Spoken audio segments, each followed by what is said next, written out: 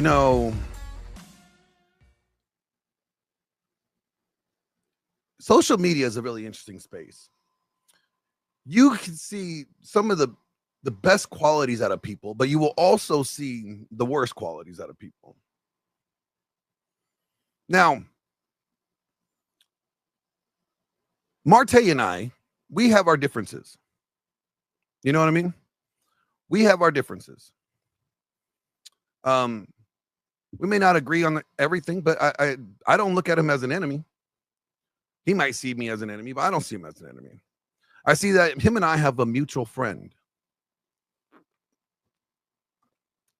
And I respect that mutual friend. I think that mutual friend is a very good individual. I think he's a man of good character, good discernment, good judgment. And you know,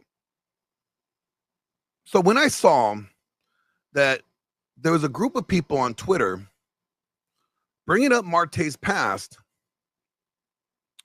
and trying to label him, being involved in gay porn when they have no evidence to support said claim, it was a problem for me. So for those that don't know, I'll just say this. Martaes, he's a bodybuilder. Like I was a former bodybuilder.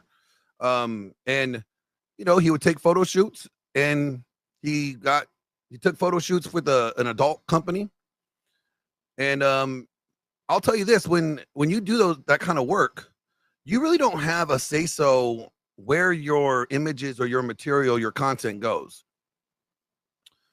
So they put his stuff on some gay websites, apparently.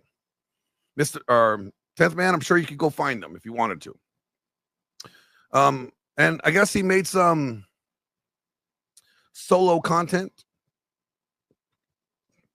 And he's admitted to all this about over a year ago.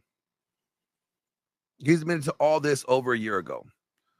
But now that his name is getting some traction in the debate world, now that he's public about his faith, and now that he's actually calling shit out, people want to bring up his past and fling mud at it and shame him for it and call him they're branding him the Nala gay. The Nala gay. And these are allegedly Christians. Now, don't get me wrong. I know there's a lot of people that were, and I was one too, very suspect on the Nala Ray conversion. And the reason why I said that is because it was too public. It was too soon. It just seemed very gimmicky. And what did I say then? I said back then, like I said today, I will still say today, is that how about we just wait and see? How about we, hope for the best and just prepare for the worst? And so for me, I never doubted that, Nala Ray was going to be a Christian. I was doubting whether or not she was still doing the sex stuff on the side, because that was a lot of money to give up. And so over time, I haven't seen anything else that's come out. I don't think that she should be leading any women's ministries that she does now. She has her own website with her own ministry. I think that's bad. I think it hasn't been too far away from the Bukakis in my book for her to be doing that. But what do I know? But here's the thing.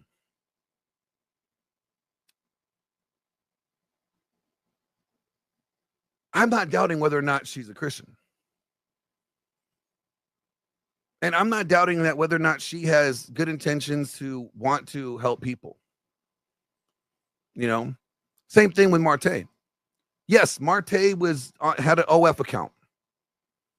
Yes, the OF account got recently deleted. Why? Because apparently to him, he said he was just recently made aware that he still had it up. He wasn't making any money off of it, so it wasn't aware to him. Like normally you would get a deposit and be like, oh shit, deposit from what? What? I got some money. He'd be like, oh shit, I got some money from OnlyFans. Oh shit. Then that would have prompted him to delete it. But because he ain't making no money on it, it was out of sight, out of mind. So I'm gonna play you. I'm gonna play you some of the audio that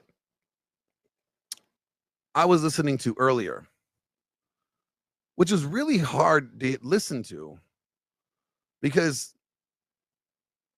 man, what was so difficult with it is that some of them are from Christians that I know. And it's always, and it's like they forget, like they act like they don't have any sins themselves. They act like they're, you know, that they don't have their own problems to deal with. And all right, here we go.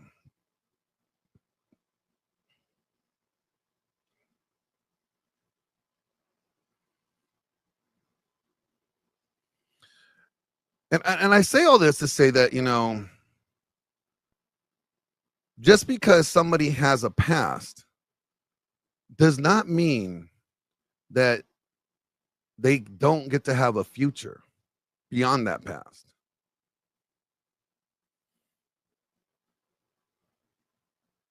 And I'm going to speed this up. Dude, well, sure. Yes, then I'll give you a mic. Just remember, no muting. That's my rule, right? Yeah, no, I just actually had a debate with Fatty on this. He got destroyed on this. No muting. Make sure this guy can say whatever it is he needs to say.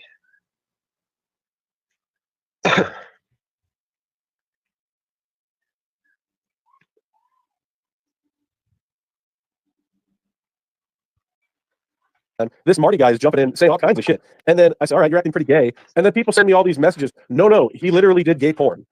And then he tries to deny it. Oh, you can search for people. Let's see. Okay. And said, yeah, I'll debate him. Okay. He ran.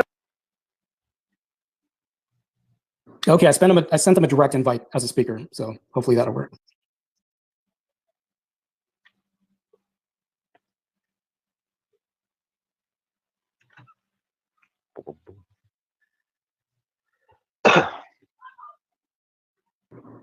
Hello? Yep. This is Andrew Meyer. Earth to Andrew Wilson. Yeah, I'm here, man. Yeah, I'm here too, man. Ready to hear whatever it is that you got to say, so that we can see if the only thing I ask, and you probably won't do this, but I'm just going to ask it at the beginning anyway, is that whatever you do say, can you just at least try to be honest with it? I'm the most honest man on this entire app. I mean, that's probably dishonest, but go ahead. No, straight up real. And I'll tell you, the only reason that I'm having this talk with you, Wilson, is because, first of all, Misfit Patriot, that weirdo, he was challenging me to a debate. He had been on my show where he was debating Owen Schroyer. And Misfit Patriot pissed himself so badly. He literally said a plane flew into the World Trade Center by terrorists in 1993. That everybody knows that didn't happen. And so he was embarrassed that he lost on my show. He said, debate me. Like, I don't want to debate you, Misfit Patriot. You're ridiculous. He's just a clown. And so I told him to debate Raylan. And Raylan said, yeah, I'll debate him. Okay. He ran from Raylan. And then out of that, somebody named Sarah the Raging Tomato leaks messages from Raylan. Now, I think leaking messages is pretty gay in the first place, but the leaked messages were Raylan telling Sarah and Misfit to join a space where we were talking about how disgusting it is that the Groypers were talking about raping Sarah Fields and killing her unborn child. And then Sarah tried to use this as evidence of Raylan clout chasing. Now, from that, you replied to the thing and said, oh, Raylan is a fucking weirdo or something like that. Now, to me, okay, maybe Andrew Wilson just doesn't know what's going on here. I sent you a couple of messages. Hey, the context of this is, and I filled it in. No response from you. When did you DM them to me? I didn't even know you have your DMs open. I just replied on the thread. Yeah, I'm not going to see every reply. Fucking, I get 100 times. Yeah, no problem. No, at least. No problem. Now, continuing, this guy Marty. So anyway, yeah, I didn't know the context. I even said underneath it, I was like, look, all I have is what's there, right? But I like Raylan fine. I never had any issues with the guy. Okay, well, I saw that comment. You're calling him that. In the meantime, this Marty guy is jumping in saying all kinds of shit. And then I said, all right, you're acting pretty gay. And then people send me all these messages. No, he literally did gay porn. And then he tries to deny it or whatever. So and guess what? Okay. So now we have context for why you're upset. But what are you specifically alleging? All right, so because what you were alleging to me was that well, I don't even know. So I'll just let you go ahead and make your allegation. No, sure. What am I responsible and at fault for? And well, first of all, I'm neutral on Andrew Wilson. It looks like you do Christian content. I like that. You're against degeneracy. I like that. But then you got this guy Marty who puts in his bio he's an extension of Martaes. Very gay Martaes. Yeah, he tells in his bio that he's an extension of the Crucible. So he's an extension of you. He's name dropping you while talking trash to me and Raylan. And people are sending me all the clips of this guy literally being gay on camera. So to me, I just don't understand how, as a Christian content creator, you're platforming a guy that does gay porn. So hold on. So let's hang on. No. Let me respond. You'll get your chance, I promise. But let's see if we can't untangle some of this shit. So first of all, what the fuck does any of this have to do with me? And what do you mean platforming? Who the fuck do you think I'm? What it has to do with you is your guy Marty here dropped your name incessantly. I do stuff with Andrew Wilson. So what? Huh? Yeah. So what? Well, first of all, we're not on your stream right now. We're on Marty's stream. All right, we're on Marty. So yeah, because you hang on. You are citing him and me, right? So he started the space so that we could both address whatever your issues are. Marty is gay. Fair. But what do you mean? But let's start with what do you mean by platforming? Yes. What do you mean? Marty is gay. Marty is gay. You're making videos with him as if he's an authority on your religion. What videos am I making with him?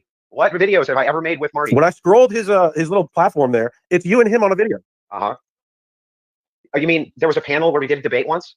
Tell me what. He says he's an extension of the Crucible. That's me platforming. Hang on. I just want to make sure. Yeah, he says he's an extension of the Crucible. He's an extension of the Crucible. What does it matter what he says? Hang on. What does it matter what he says? I asked you to be honest. I am being honest. What have I said that's dishonest, Wilson?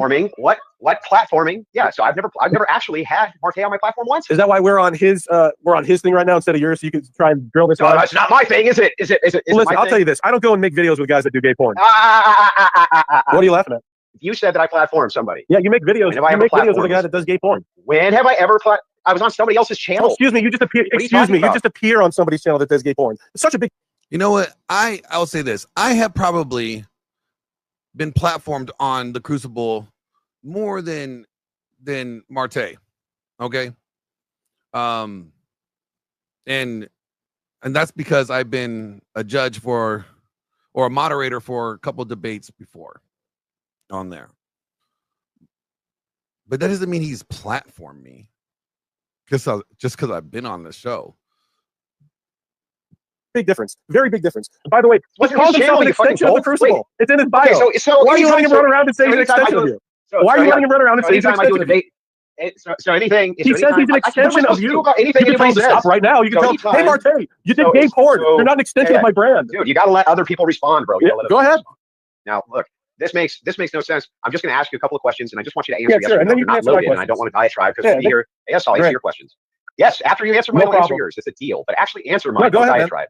Okay, if I do a debate with Destiny, am I platforming him? Good question. That is a good question. I'm going to say yes. Have you ever done a debate? No, he's a faggot. Have you ever done a debate with anybody who is a degenerate? Let me think about that. I guess Dan Bilzerian qualifies. Dan Bilzerian's a degenerate, but not on the level of Martaes and Destiny. Why are you platforming degenerates? They're not homosexuals. Tell me, why are they're not homosexuals like Martaes and... Why are you platforming? Why would it matter? Why would that matter? Abominable. Now they're saying, well, you know what? Their sin is nowhere near as bad as their sin.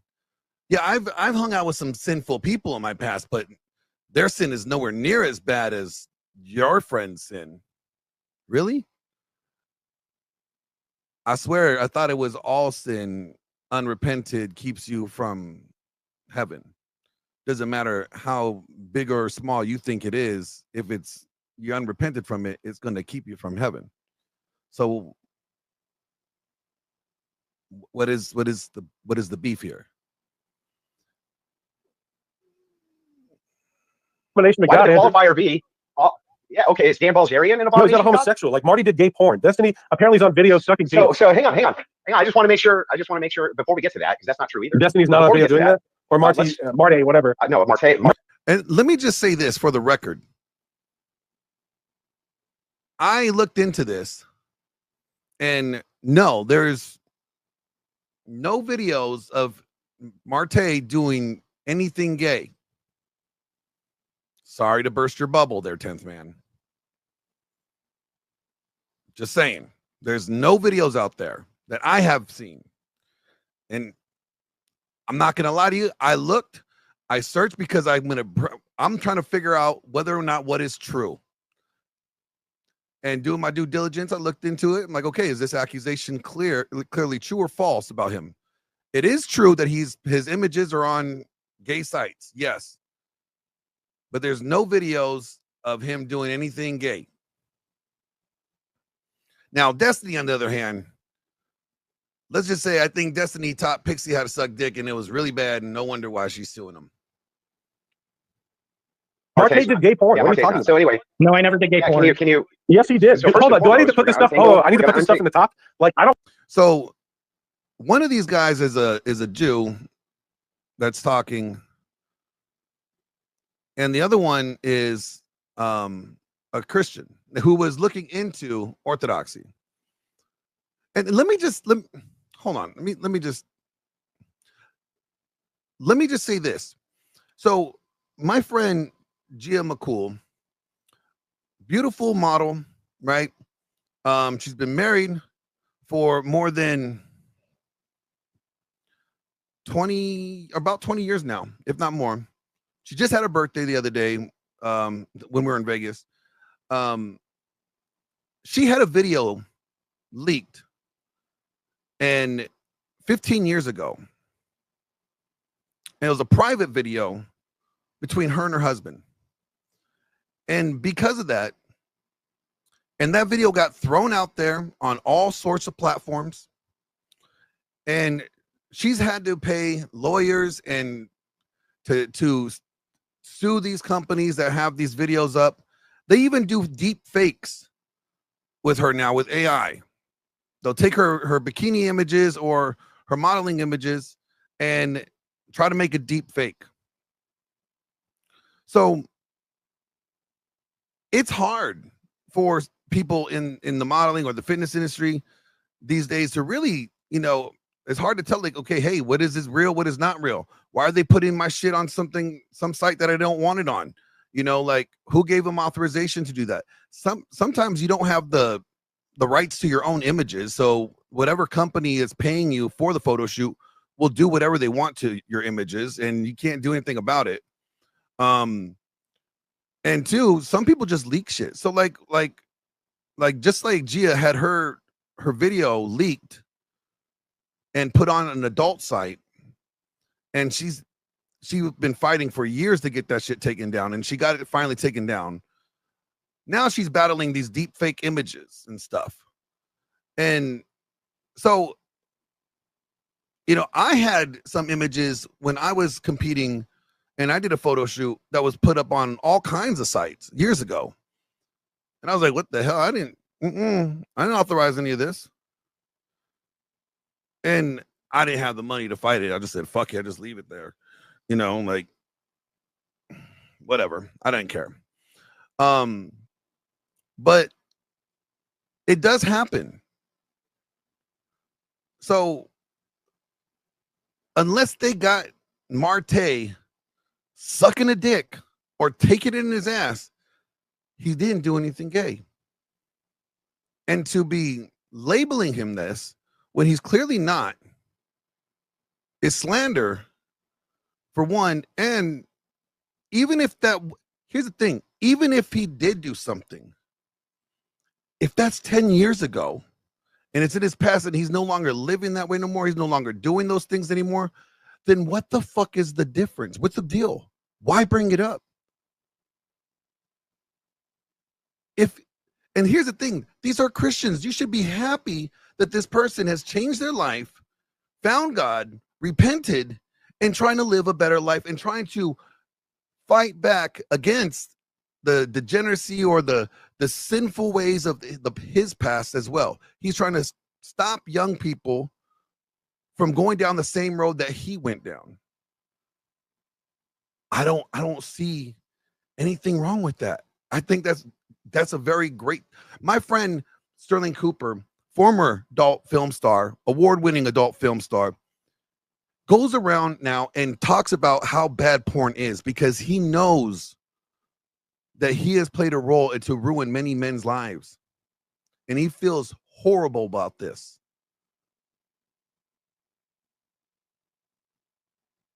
But what, is he supposed to be branded this label even though he doesn't live that way no more? Even though that they've changed their life and they're trying to live. Christians do a really good job at making Christianity look fucking horrible. Like, why would you want to be one? If this is how they treat each other. This is how they treat each other. This is horrible.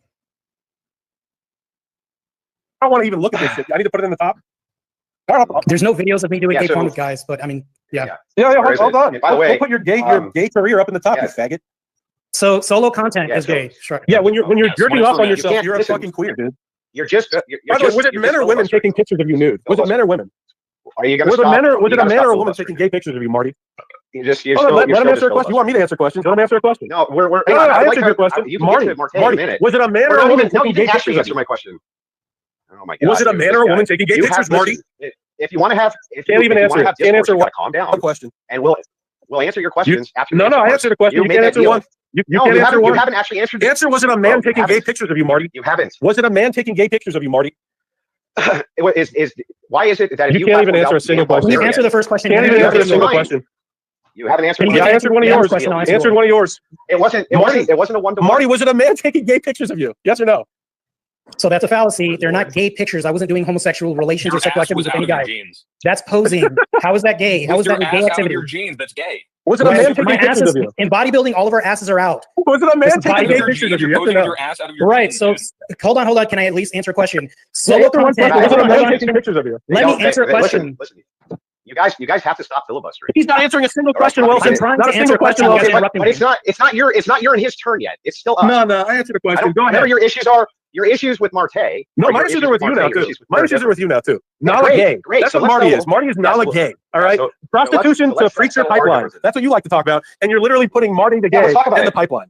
Nala gay. You're literally doing this stream right now defending him. What are you talking about? Bro, I haven't said a word about him. Then let him answer questions. About me and you. Let him answer questions. Marty, was it a man taking pictures of you? I'll leave the stream as soon as you. All right, leave the stream. Leave the stream, Wilson. Leave the stream, Wilson. Go ahead. Leave the stream. As soon as you and I untangle our shit. Yeah. And you want to say that I'm dishonest? It's incredible. Incredible. What is this? Incredible dishonesty and filibustering. What a gaslighting accusation that was. Filibustering.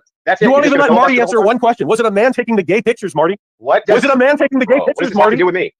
You are putting a gay man in the prostitute to preacher pipipeline. You're doing what Nala Ray did. You're doing what Nala Ray did. You're doing videos with this faggot. You're doing videos with this faggot. When? The videos are on his. The videos are on his profile right now.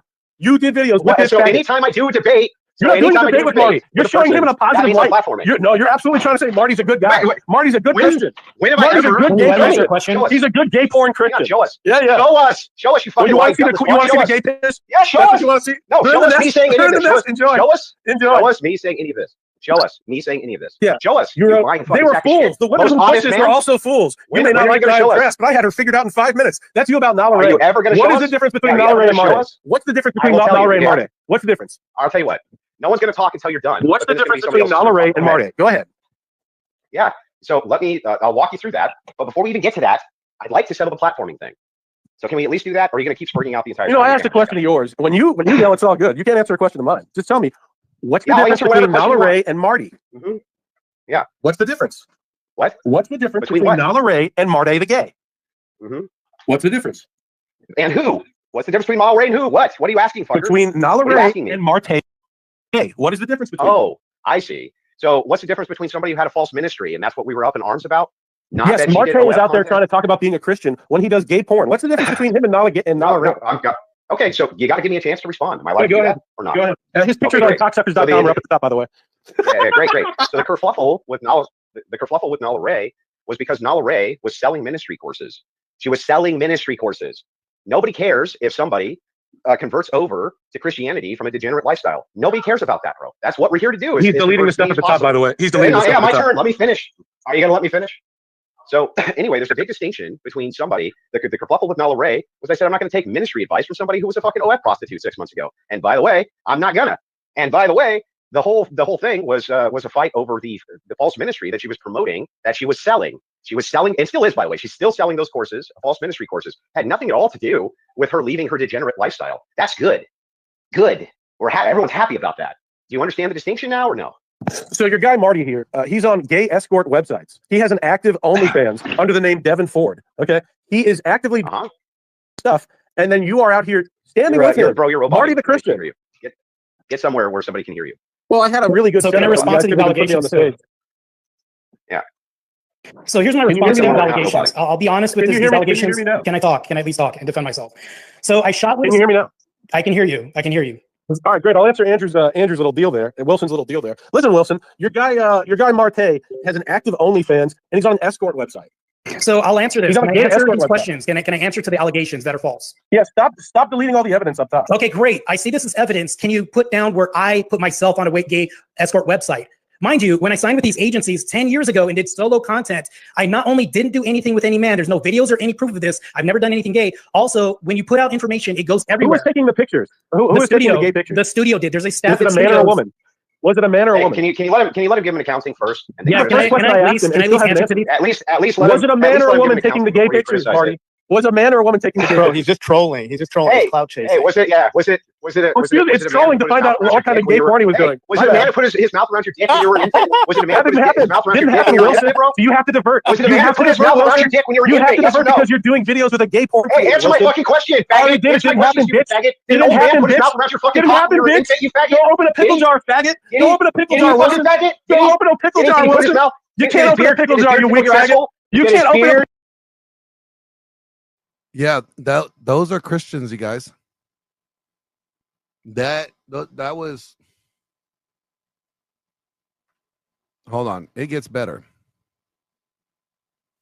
These are the. It just frustrates me. So after all that, they went and they did another stream or spaces.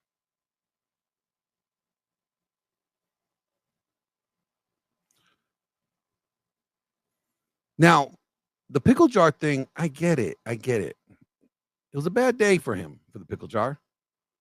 But Bowman, bro. I don't pay him, this, that, and the other. Don't pay him, this, that. Shiv's a good co-host. I'm willing to vouch that he's one of the good ones.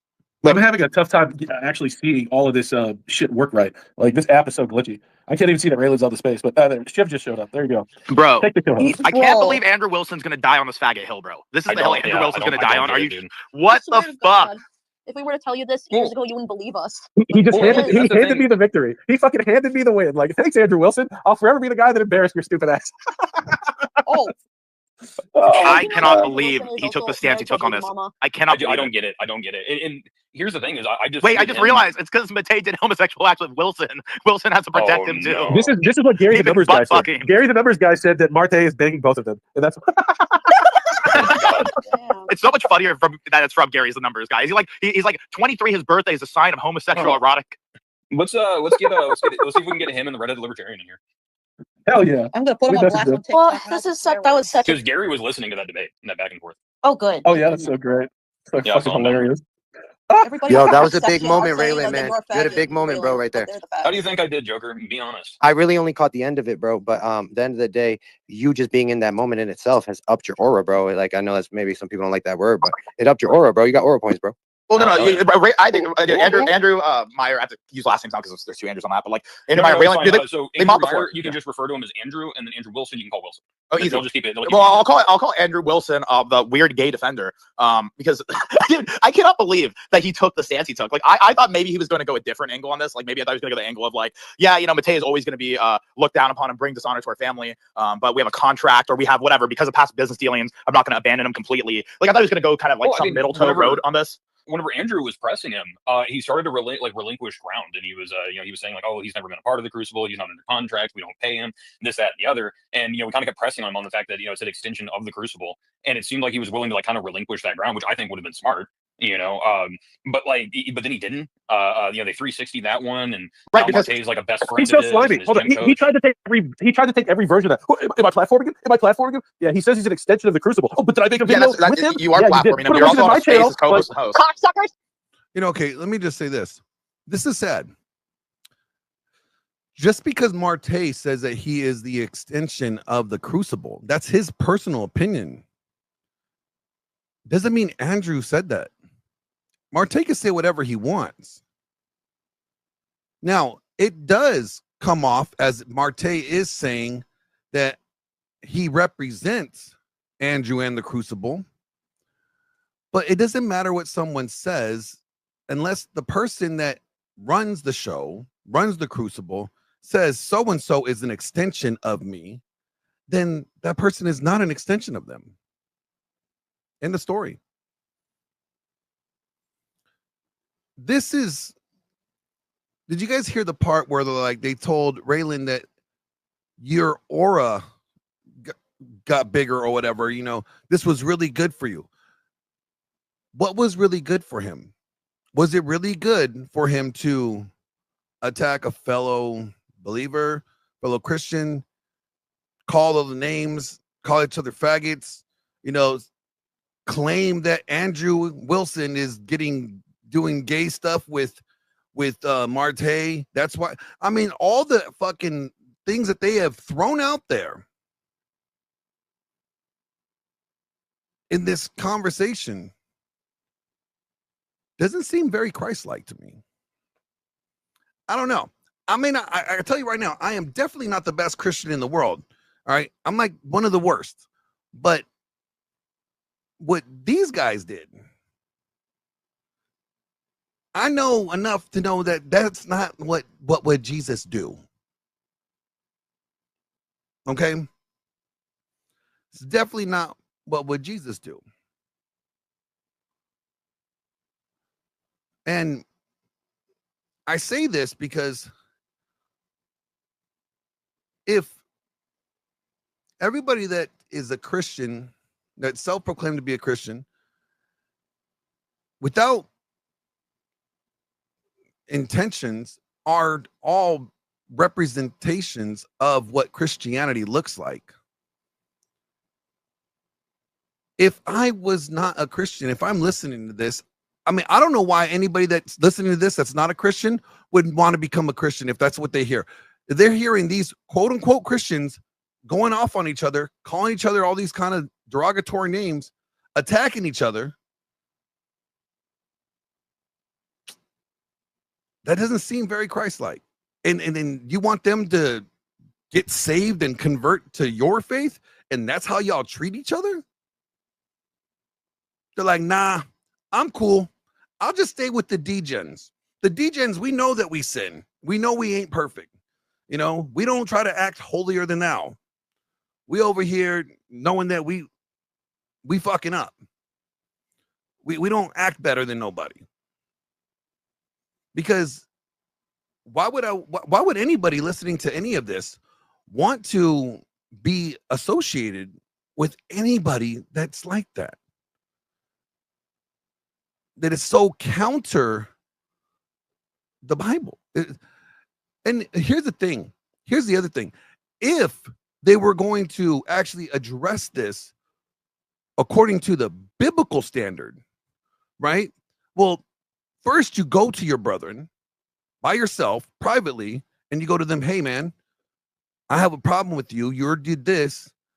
And if your brother, understands and he is won over, then great job. He admits his sin, he confesses sin, whatever. He repents and moves forward. Great. Then you won your brother back. But it says, if not, then you come back with two witnesses. Still private, though. You notice it's still very private. It's you, the person you have beef with, and two witnesses. And then you try to settle the problems there. And then, right, if you don't win them over then fine. At that point, then you take it to the church. Now it's a public matter within the congregation, right? And then, if they don't repent or they don't see the ways, then you treat them like a non-believer. What they did was, and here's the sad thing, Martaes' past was not really the issue at hand. Martaes' past was not the issue. I believe that this was an attack on Andrew, and Martaes was the proxy.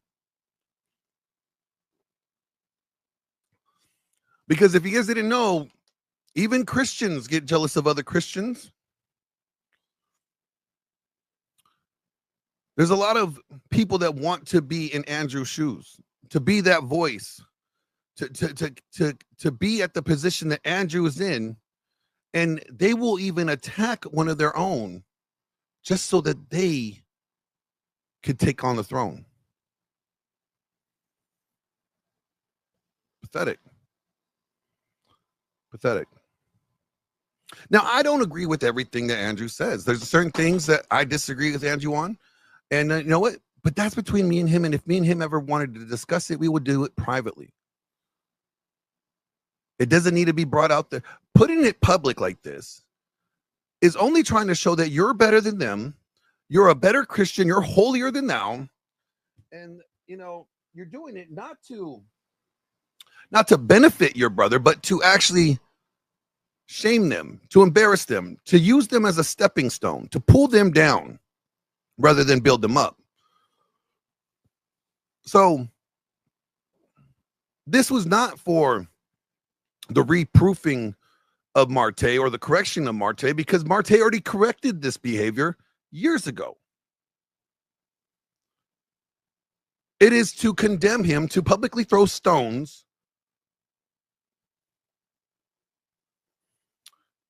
And you know what? Nobody likes it better than the devil than watching two Christians throw stones at each other. Look at them. We ain't even got to destroy them. Look at them. They're destroying them damn selves. Look at that.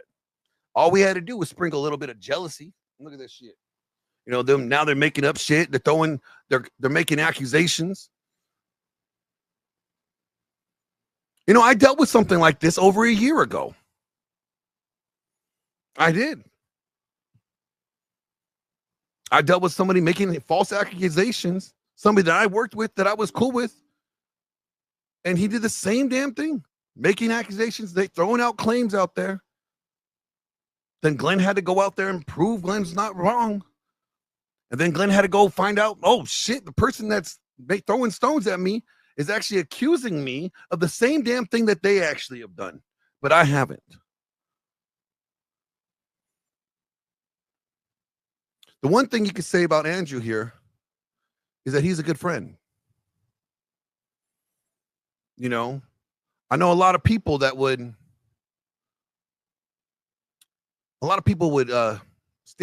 be standoffish, you know, get some space between them and Martaes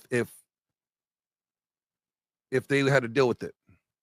Because they wouldn't want to be associated with that. That's his problem, man. You know what? You're my boy and all, but you know what? I'm going to be over here. Oh, bro, I'm sorry I didn't hear about all that. No. They weren't going to stand. There's not a lot of people that would stand toe to toe, stand side by side to you and fight with you like Andrew did, Martaes.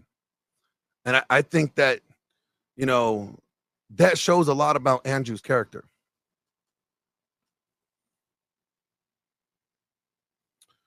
It does. And I know a lot of these guys in this chat, like the guys in this stream right now. I am friends with quite a few of them. You know, I'm cool with Raylan. I've been cool with Ciro. That's the only ones that I know for certain right now, because everybody changes the damn name. I don't know why, but and look at this.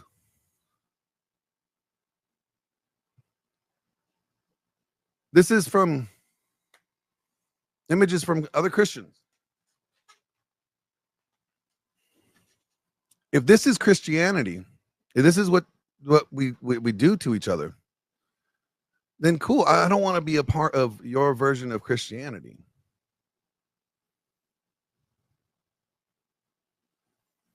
I really don't. Because I believe that we all have redemption. We all have to walk the road of the redemption. We all have to turn from our past ways and move forward. We can't be living back there. But you know what? A lot of people want to live back there. They want you to live back there. They don't want to see you doing better and improving your life. They don't want to see you changing your life. They want to see you as the failure or the drug addict or the criminal or, you know, the hoe. They want to see you there. They want to keep you there, because as long as they're able to keep you there, then they don't have to improve, because you are always someone that they could say, at least I'm better than them. But as soon as you move on and you become better than them, you move past them. Well, now they got a problem, because they either got to look at the man in the mirror and realize they got some shit they got to work on themselves, or they try to bring back up your past, make everybody distracted about you know, no longer looking at their sins, but focusing on yours. It is the crab in the bucket, you know, that's exactly what it is.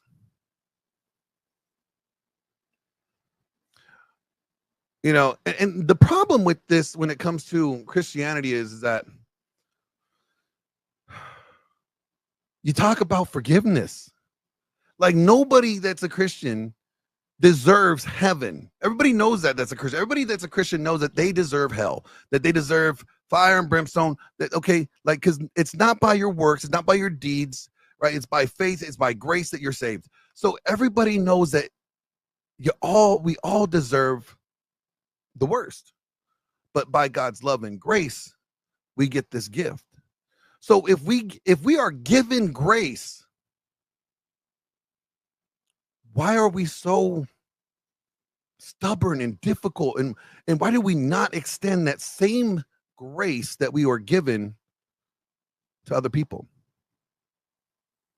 You know, the funny thing is, we don't have a problem extending grace to people that we're not intimidated by.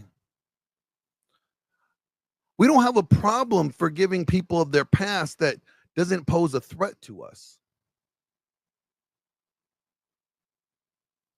But, oh shit, somebody new coming on the block. Oh shit, this person, people are liking this individual. Oh shit, this person is getting some publicity. Oh shit, you know, people are talking about them and they're getting the looks that I want. So what do? You attack them. It's sad. It really is sad. You know, like I said, I dealt with this a year ago. Very similar. And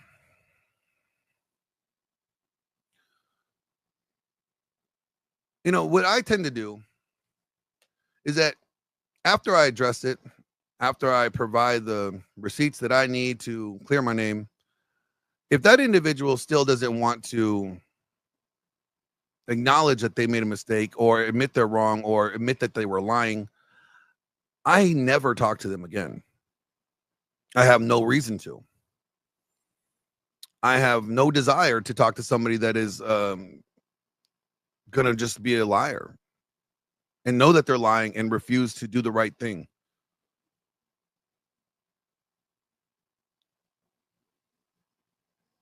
You know, and it's sad because here's the thing. You know, when people show who they are, believe them. And this is just me. When I see this kind of behavior, now those people that I know, those people that are attacking Martaes, that I would consider, you know, cool with, I don't want to associate with them now, because I see this behavior and I go, this is unacceptable. This is not how you're supposed to treat people.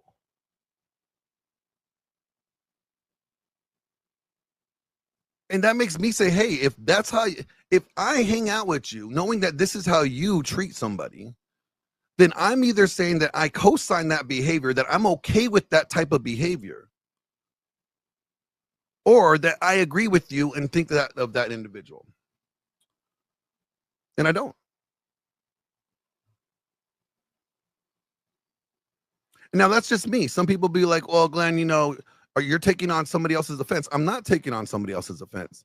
I'm seeing what their behavior, and I go,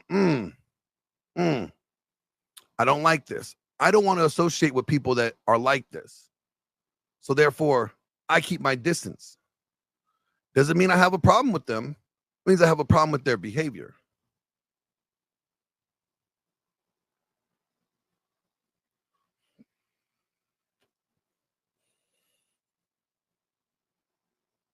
Also, how long till you become the target?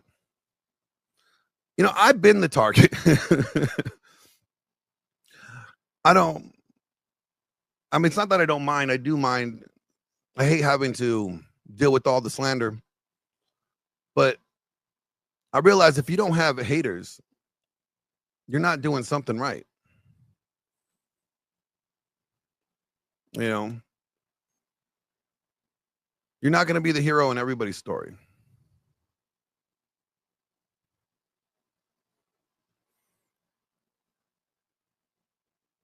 You know, 10 men, to some people, I'm evil.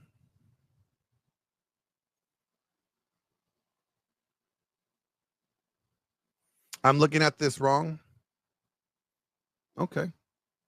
Well, I am going to drop the link and I'm going to allow people to come on up and tell me their opinion about all this.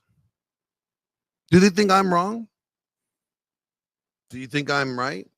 What are your thoughts on that? How should people treat each other when their past sins are being brought up? And if these individuals are not living in their past or living like their past sins, then why bring them up if they're no longer that person?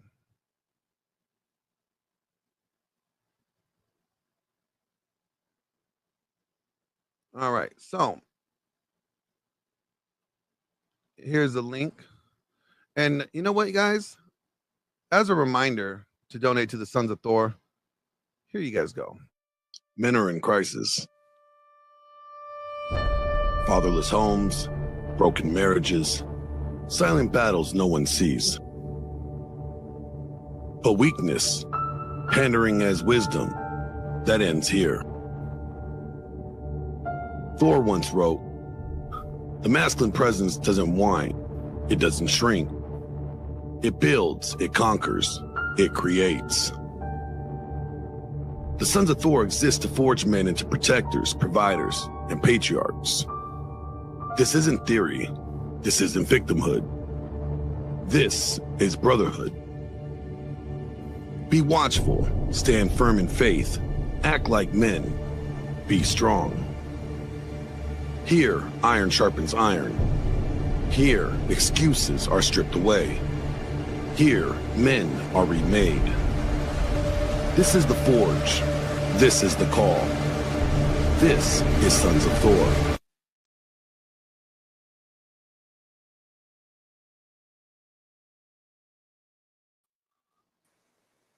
Hey, before this pops off, all right, because this is going to get crazy, and I don't really want to be involved in the craziness, guys.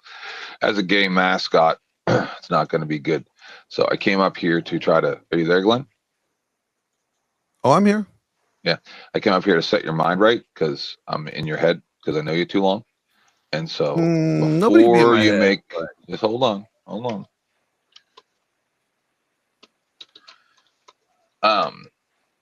Before, just because I can tell by what you were saying. So this is the thing. I get where you're coming from. I've been here since you went live. I postponed my show to see what was going on.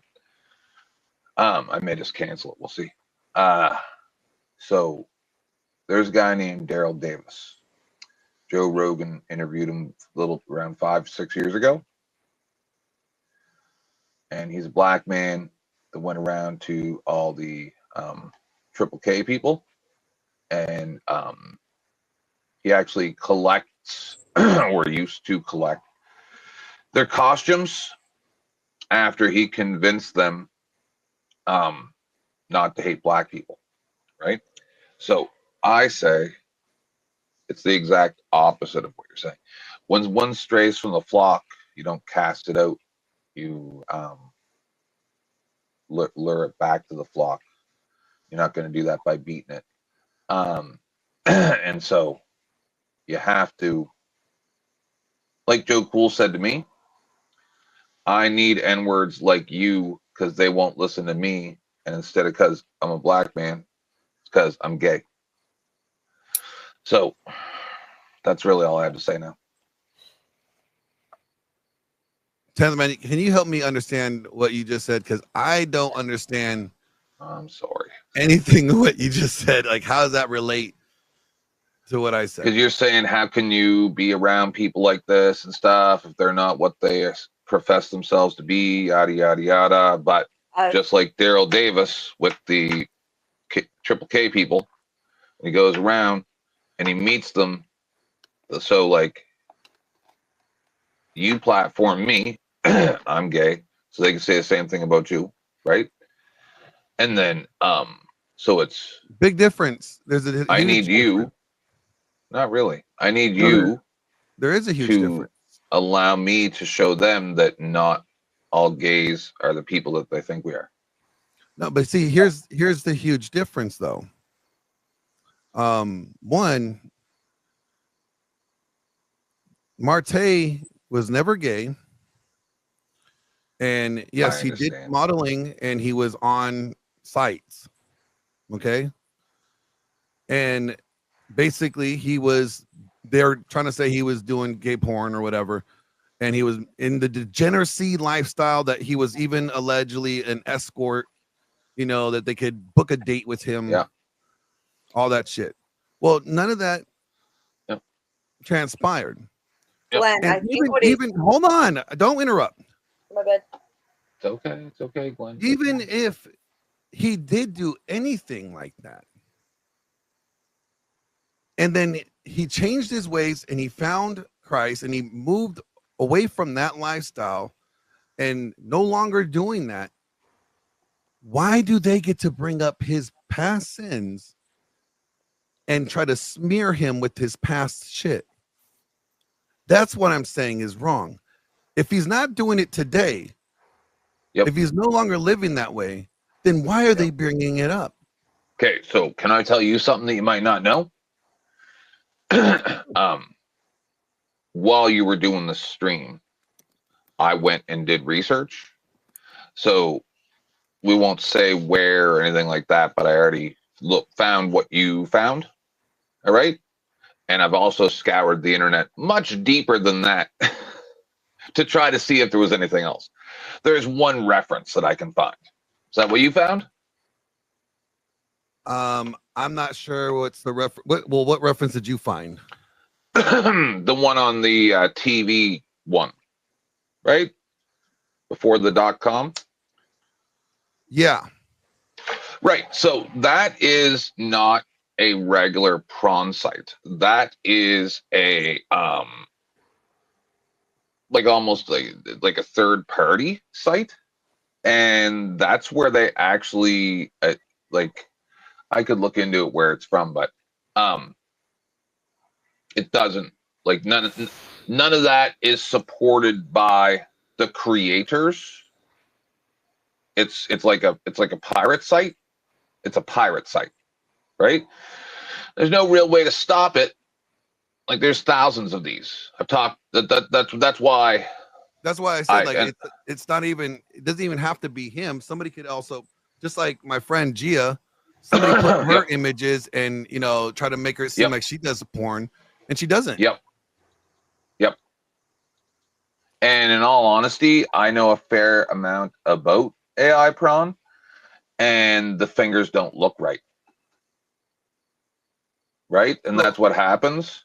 Like, I've used some of these sites, and I've so for science, right? For science. All for what I'm doing right now. Like, one time I caught a girl that was trying to say that somebody did something horrible, but it was a real doll, and I called them out. Right? So this is all for science. Yeah.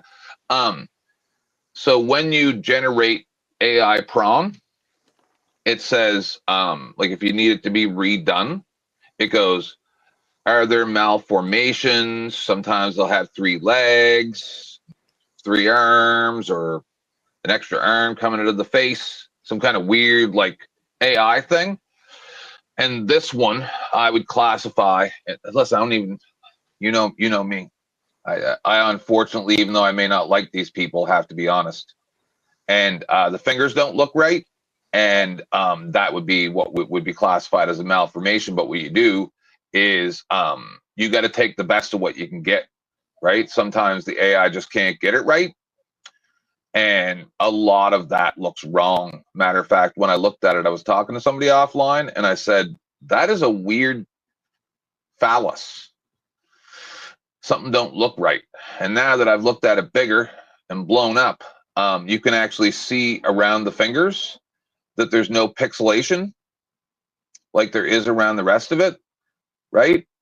You look down at the bottom of the hand, it's massively pixelated, and then you look at where the fingers are malformed and there's no pixelization. That is a definite sign of it being possibly AI generated. Yes. Yeah, I'm glad that you did your due diligence and you looked further into it. I could not. Oh, I've done this for a long time, and do you know that if a guy's wearing a mask and you want to figure out if it's the same guy without the mask, you turn the pictures upside down and your brain filters it differently, and it's easier for you to see if it's the same person? I didn't know that trick, I guess. See, I'm from the cop watching community, right? So I'm not your average Joe. Like, I've done investigations, sometimes into police. You know, so, like, I'm just telling you what I'm seeing. There's malformations. The phallus looked wrong. A lot of it looks right, but that lack of pixelization, with it being so pixeled around the knuckles and also the phallus, the pixelization looks wrong. So they took it and then they placed the phallus on there and made his fingers look wrong. That's what I'm seeing. So this is what I'll say, since I'm going to shut up, maybe. I love you like a brother. I do. I will say that one of your people got tricked by something stupid because they don't know what they're talking about. That's what I could tell by the way Martaes was talking. He's like, I didn't do anything like you're talking about. I don't even know what this is. And then you're talking about that he might have took pictures. Okay, he probably did take a glamour photo. And then you can see the pixelization around where they cut out his fracking, and he probably had his hand on his thigh. And there's all this weird pixel, because I got it blown up, right? And there's all this weird pixelization. He took pictures. He took Yeah, pictures and very he probably similar had a to the G-string pictures that, on. Yeah. Yeah. He's taking pictures in his trunks, very similar to the ones that I have that people have. I don't even like this guy. You know, like, right? Like, I have absolutely zero stake in this. I was planning to go live. No, but You here's the talked thing. about I researched it. I'm telling you, this is. I think everybody should have a stake in this. Good. The reason why everybody should have a stake in this because Revenge prong. It's everybody has been a victim of somebody falsifying, a report about them or trying to bring up their past and and expanding upon what they actually did just to attack somebody. And we've all seen this. So no, we all should have a fight in this because this is the problem with society today, is that if it doesn't bother me, if it's not me, it's not my problem in the sense. But although it may not be our problem, but we could say, yo, that shit right there, that behavior, that's bad. And That's just wrong. for veracity, Beth and Glenn. So Beth, I was already talking to Beth before we went live. Beth can account, and you can as well, that this was not planned. I didn't even know this was going to happen. This all happened in real time. I already had a live set up. So I didn't come up here to help you. I'm just telling you what I see in front of my eyes in real time. Just in real time as we're doing it. Right? So this was nothing for me to come up here and help you. I'm just reporting the YouTube nonsense news. Anyway, go ahead. Sorry. Beth, you wanted to chime in? Yeah, absolutely. So first of all, I kind of get the sense from 10th Man that like what he's saying is, 10th Man is on a mission to kind of prove that, not all gay people are the way that Christians typically portray them. And I think he's on a righteous path, for the sense that we're not supposed to be judging each other that way, right? Judgment is reserved for God when it comes to salvation. And in the meantime, we're supposed to love one another and, walk in righteousness and let our walk be the leadership. But what you're saying about kind of departing from Christians who do stuff like this, who cast that judgment and are so brutal about it, I'm 1000% with you, because taking that stance and behaving that way is absolutely disgusting. And that's not me being like a sewing circle Christian, okay? This has nothing to do with Christianity. It has to do with people in general. Just people. Yes. If this is their character, this is their behavior. Yes. If they're going to treat other people like this, don't you think that they will not treat you the same way? Exactly. That's exactly what I'm saying. And It's just a matter of time until your sins or you hold opinion that they don't agree Fake with. images that show up you on end a up being Russian the person website. in their target. Yes, I agree with you completely. And here's the thing, is departing from the people, like scripture even says, to cast them out, people who are, I would consider this a situation, that kind of behavior. Because like you said, gossip in itself is a sin. Take it to the church, they won't hear you. You cut them out of your midst until they repent, and then you are there to welcome them back. Okay, we need to be doing that to each other, even as Christians. That is talking about Christian to Christian. Those verses are about the speck in your brother's eye.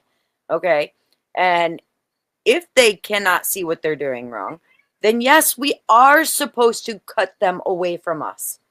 Because no, you can't have that kind of toxicity around you. So I am 1000% on your side. I hope you get what I'm saying with that.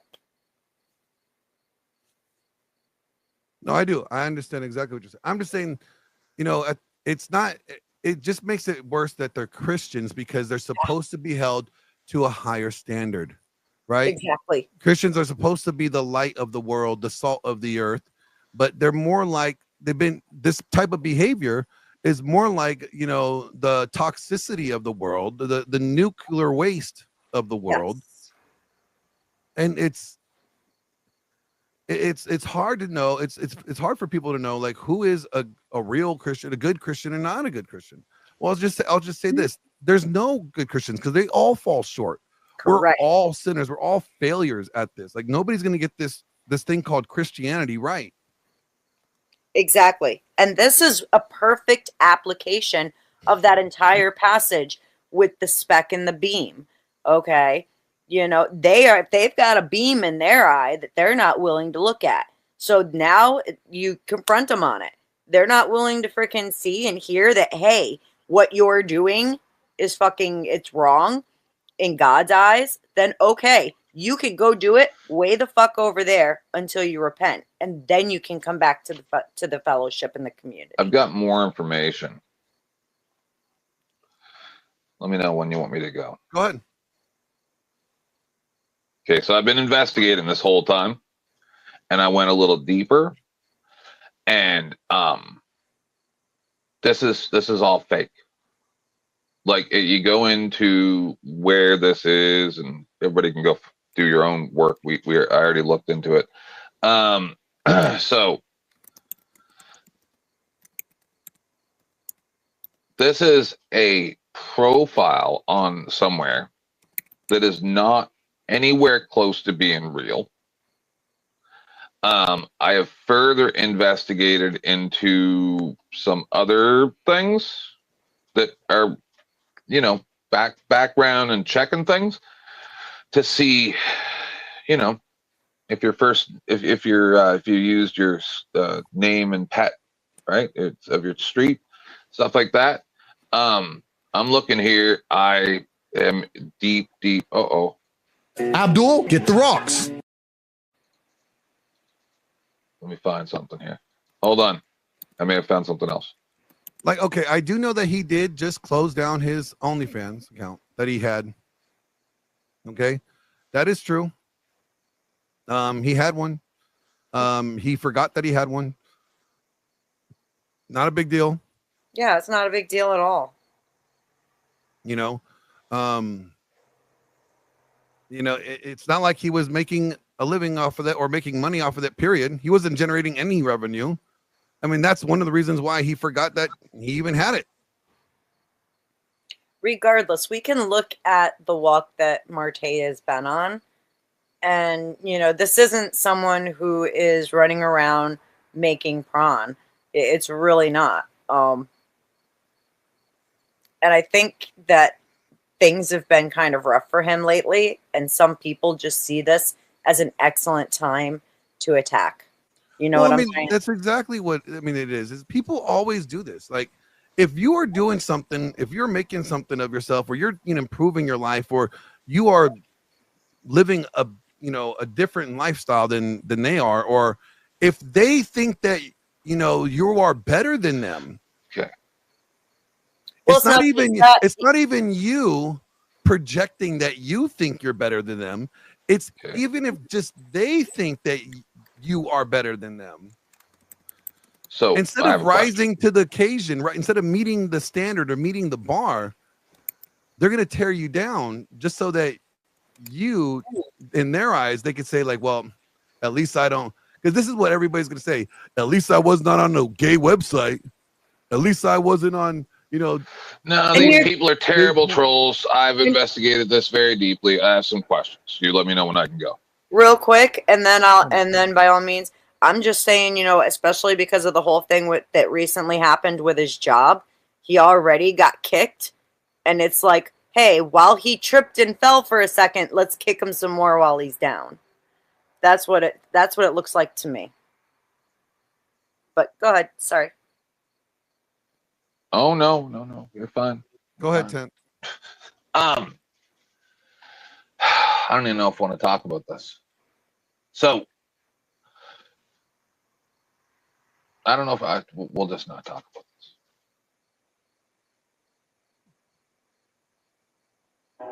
I don't want to cause any ripples. Just spit it out. Yeah. Okay, what do you call gay prawn? When a dude's with a dude, right? Yeah. So you just want me to spit the truth here, Glenn? Well, that's what it is. All right. So these dummies went and found the thing you said that you found, but then I went a lot deeper, right? So yeah, I think it is to do with OF. But the thing is the one that you saw is the easy one, but then I went deeper and then found some other things. And there are some things, not going to say what it is, but it's nothing to do with being gay. So now I'm mad because maybe some of this stuff is real, but how did this become about the F word? Because I heard a lot of that. I'm a little confused.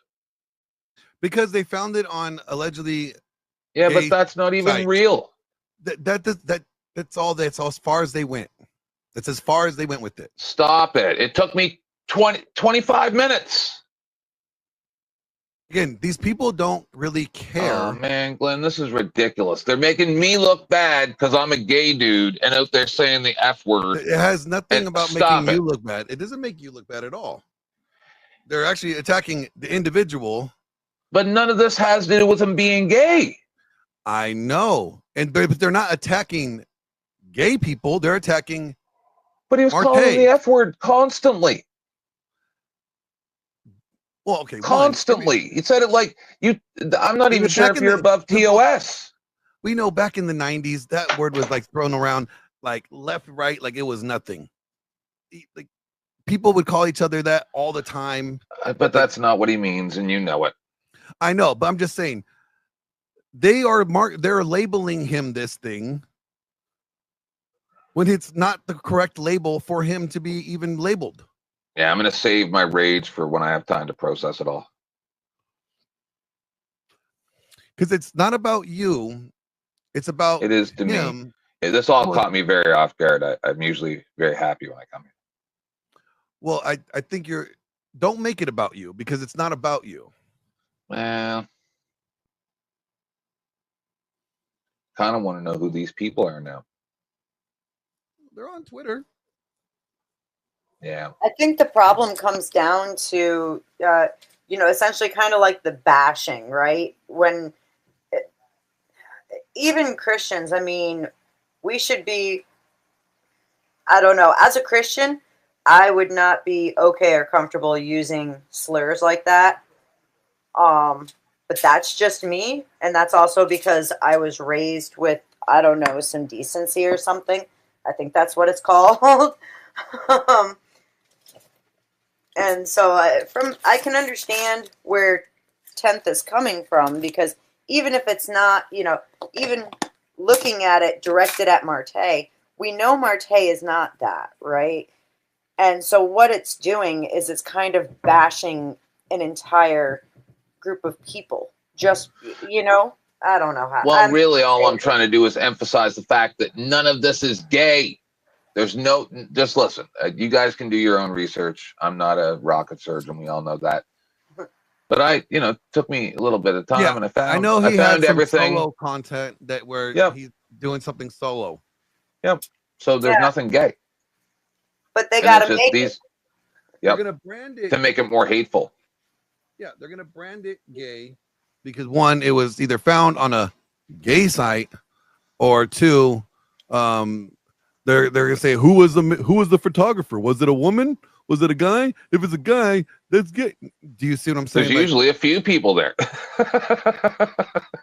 Yeah, I mean, I've been on many of those shoots. Like I said, when I was competing, I did competition suits. All right, everyone. Now I'm looking for Glenn's porn. Not gonna find it. Oh boy, you better send it to me first. I mean, I have some of my done. own pictures. Like I've even done this. Like, oh wait a minute, I don't with have your them. dick? No, I don't got none of the. Oh well, because that's boring as shit. I don't give a fuck about that. You're not gonna see any of that. You're gonna see my competition pictures. I've seen one. There's. All I can say is this. Everybody knows that I've had those late night conversations with Angry Tomato, and things got real dirty. And I'll say this. Thank God that you deleted that video, AJ. Thank God. I'm just as big. Maybe a little bigger. Both the same. Who? Who are you comparing yourself to? I'm saying I'm big as a black guy. Oh. That's good. Congratulations, I guess.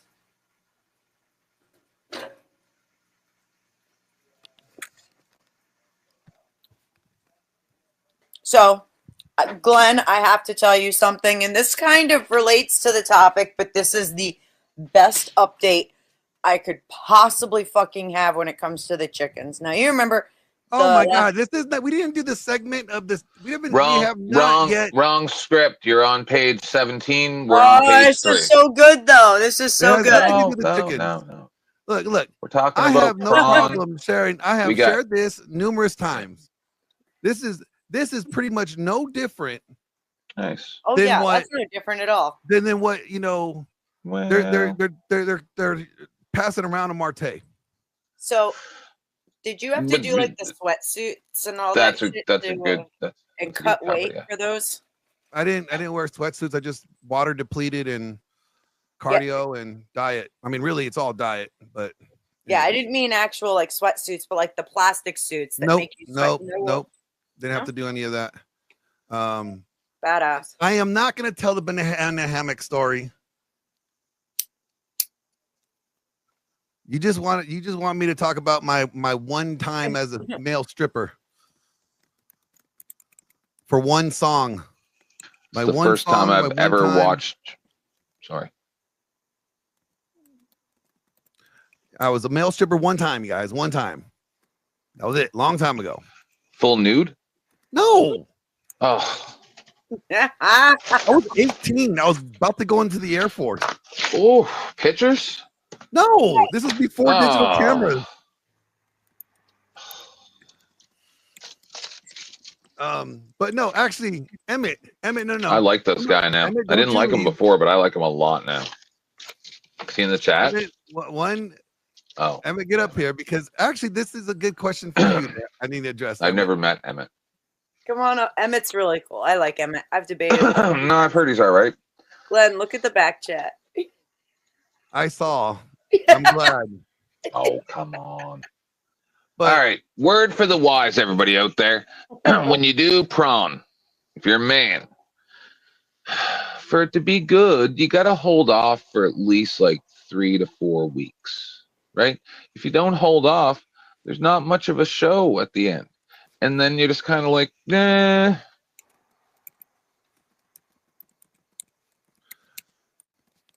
all right. You know? Moving on. Nobody's going to do prawn. All right.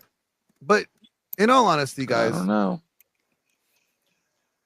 it has less to do with what he has done in his life. The fact is that every single one of us, and I'm talking about you, all of you, have something that you don't want people to know about. You have a past that you are probably ashamed of or embarrassed by.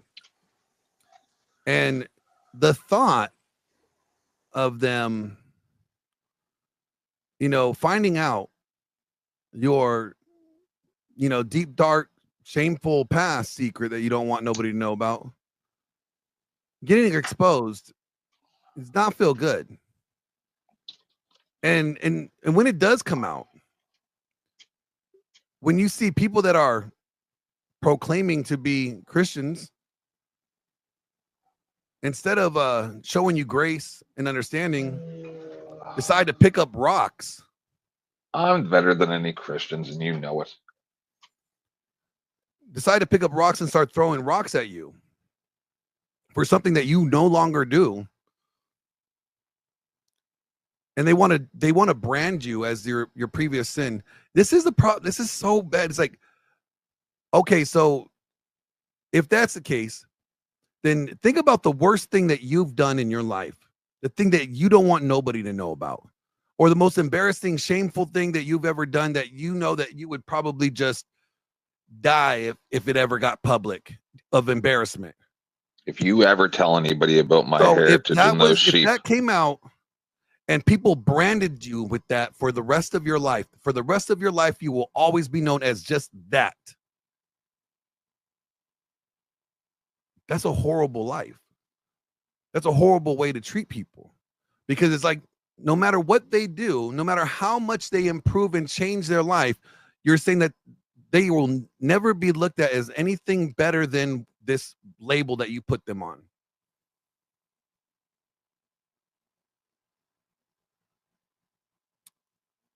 What's the point of living or even trying to be redeemed? What's the point of even changing their ways then, if they're just going to be treated like shit and throwing rocks at the whole damn time? let me know when I can start trolling.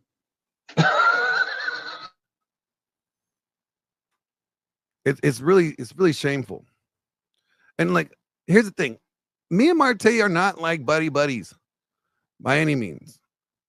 I mean, honestly, I don't think the guy likes me very much. And I get it. I kind of, made fun of him a little bit for not knowing scripture, especially when the one he was trying to throw at me during our debate. So I get it. He might feel a certain way about me. But see, the thing is that to me, that's irrelevant, because my job is always going to be standing for what's true, what is right, regardless of who it is. I have defended many enemies of mine because it was the right thing to do. Now, they may be wrong in other things, but what they were being accused of was not true.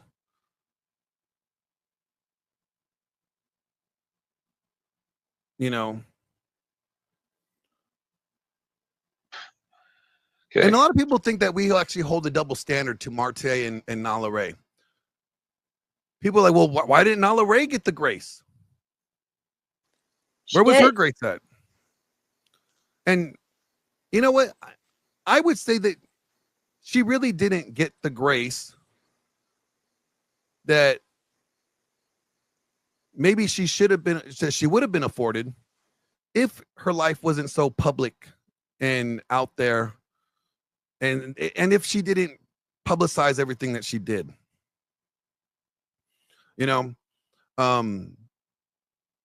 from her very vocal, you know, opinion on what she liked to do on OnlyFans and all the sex that she was bragging about and all the money that she made that, you know, on there, and how she was the top, you know, 1% making $9 million or $14 million on there, to then being baptized and made her baptism a very public spectacle and videos everywhere and all that shit, you know, like, it was hard to see people go from Nala Ray saying something in December about being a OnlyFans chick that likes to, you know, cheating fantasies and stuff like that, to then in February or March, just a couple months later, this new Christian that's, you know, all the, it was hard. It wasn't enough time for people.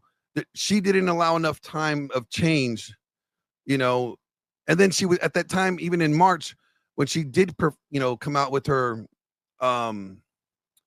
her faith, you know, declaration, she still had her OnlyFans up and she still was making money. And then she even raised her amount for her subscription to like $50 a month. And so there's a lot of difference going on there. The timeline was a lot different.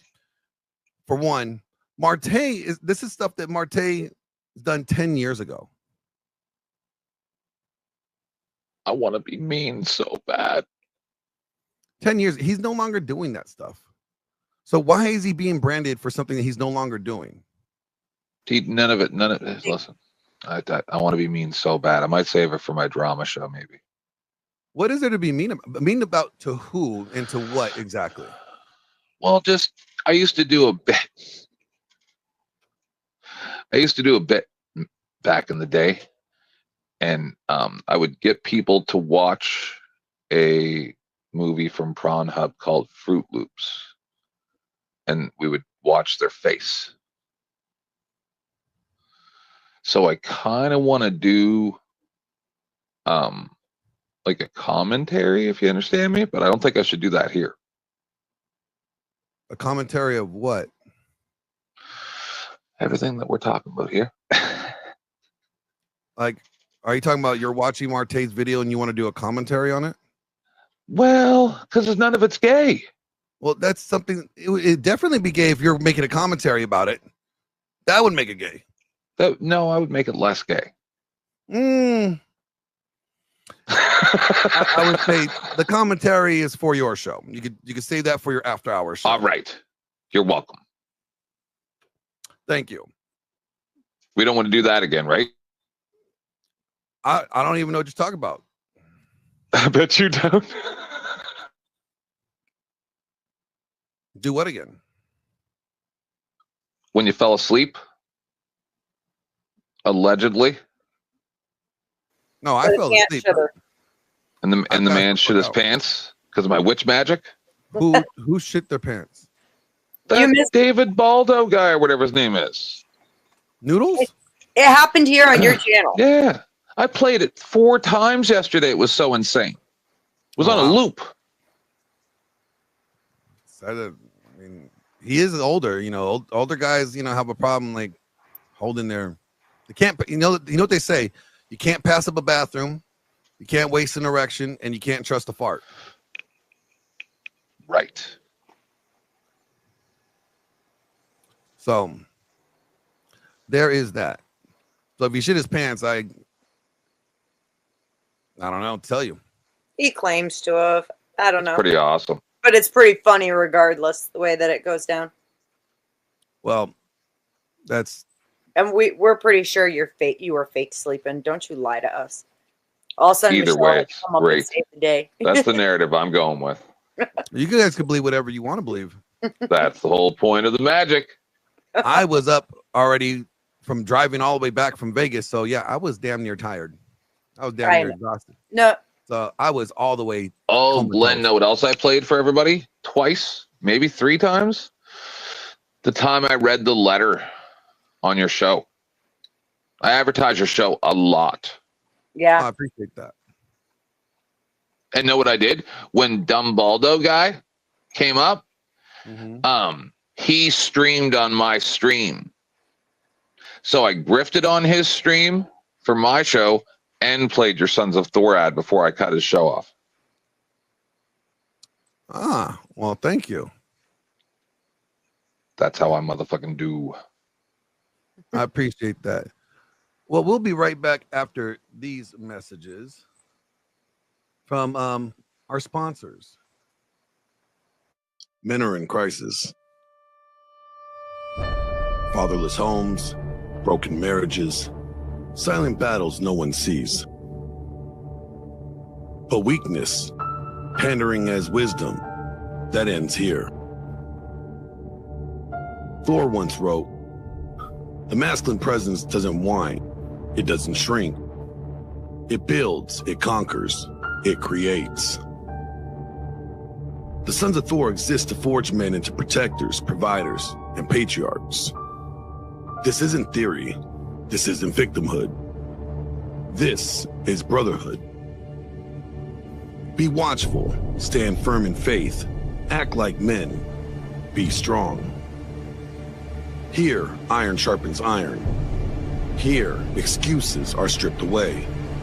Here, men are remade. This is the forge. This is the call. This is Sons of Thor. What's going on, everybody? It's your boy, Glenn Lawrence, and I got an announcement to make, okay? I know you guys see me and Ruslan go back and forth before, all right? But after having 2 podcasts and sitting there with him face to face, you know, in person, I realized, like, him and I, we got more in agreement than we disagree. We both want to see men win. We both want to see families get back together and reunite and be strong. And we both want to see Christ's kingdom be glorified. So that's why I'm supporting the Bless God Summit of 2026. No, I'm not a paid speaker. And no, I'm not getting paid for an ad. I just see a man doing work and I respect it. So let me tell you, the lineup is going to be fire. All right, we got Ruslan, KB and the Southside Rabbi, Wes Huff. We got Ninjas Are Butterflies. And what do you mean? And many more, many more. So go to blessgodsummit.com right now and get your tickets while they're early. All right, prices may go up. I would charge you more if I was him. Okay, but maybe he's not going to be as mean as me. Anyways, don't be the guy watching the clips on YouTube when you could be watching them in real life. All right. And if you're part of my crew and my community, and if you go and buy your tickets and you show up, then I will host a small meetup just for our guys.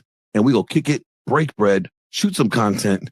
So come on, let's go. Let's build something. Let's connect.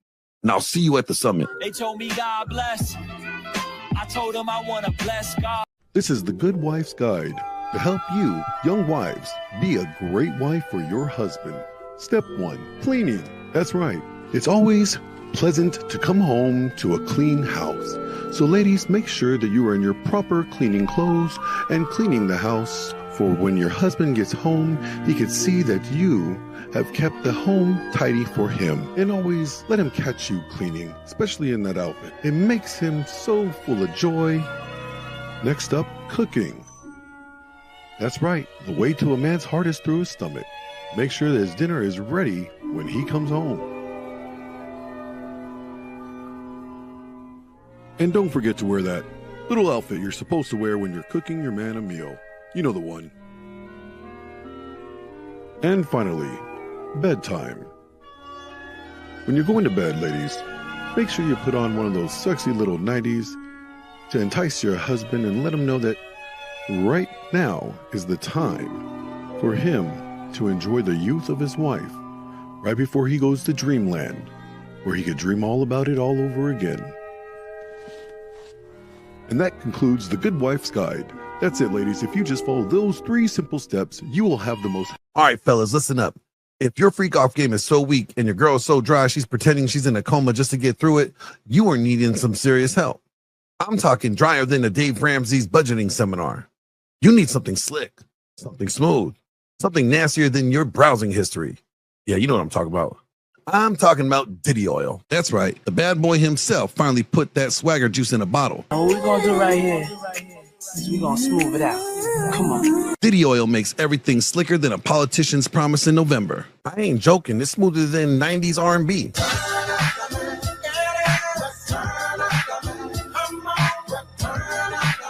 Wetter than Cardi B's lyrics.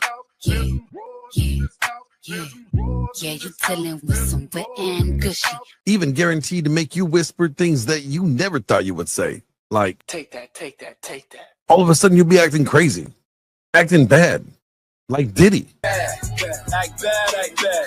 Yeah, come on. Act bad, act bad, act bad, act bad, act bad, act bad, act bad, act bad, act bad, act bad. So what are you waiting for? Go out there and get your own bottle of Diddy oil so you can act as bad as you want and be a bad boy for like. Where am I getting these fucking sponsors from? This is disgusting. No, I don't want no man's Diddy oil. What the fuck? The diddler? I don't want no diddler oil. I mean, come on. What? Yeah, I know Kid Cudi. What are you trying to say? He's gonna blow up my car? I don't want him to blow up my car. You know what? Go out there and get your own bottle of Diddy oil today. Yep, that's right. The Diddler's Diddy oil today. I don't want my car blown up. You think that's good? He ain't gonna try to diddle me, right? Okay. Man, we need to get better sponsors. So, and we're back. You know, it's crazy. You guys know that I'm going to be interviewing Tom McDonald this week, and he's in the news because, well, his song, "The Devil is a Democrat," actually pissed off a very high-ranking Democrat in California. Watch this.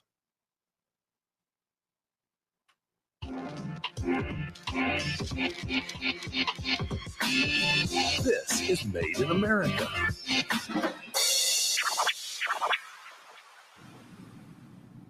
Joining me now is an independent artist who's never afraid to speak his mind. The man behind some pretty viral tracks and his new single, "The Devil is a Democrat." He's built a massive following by calling out cancel culture, politics, and the mainstream music industry. Please welcome Tom McDonald.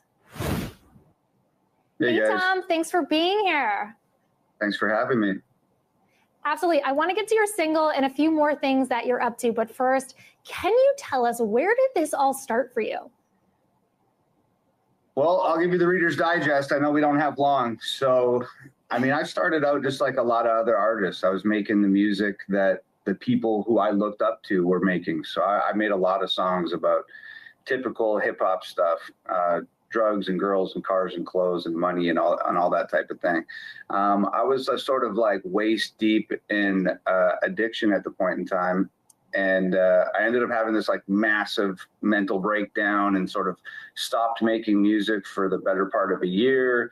And when I sort of like rehabbed myself and got sober, I was kind of like, do I want to continue making the type of music that had such a destructive, detrimental effect on my life? Or do I want to like talk about the things that I really care about? Talk about the things that I speak with my friends about in my living room. Talk about the things that typically people only speak about in like private, safe environments. And, you know, I had to answer a lot of questions. What kind of music do I want to make? Who do I want to make it for? And how do I want to go about doing it? And ultimately just came to the conclusion that I'm going to talk about all of the stuff that that most people are afraid to talk about. And we're, you know, 6 or 7 years removed from that decision. And wow. It's crazy. One of the worst times of my life led to one of the best decisions of my life. And now we're here. How beautiful is that? And I commend you because it's not an easy feat.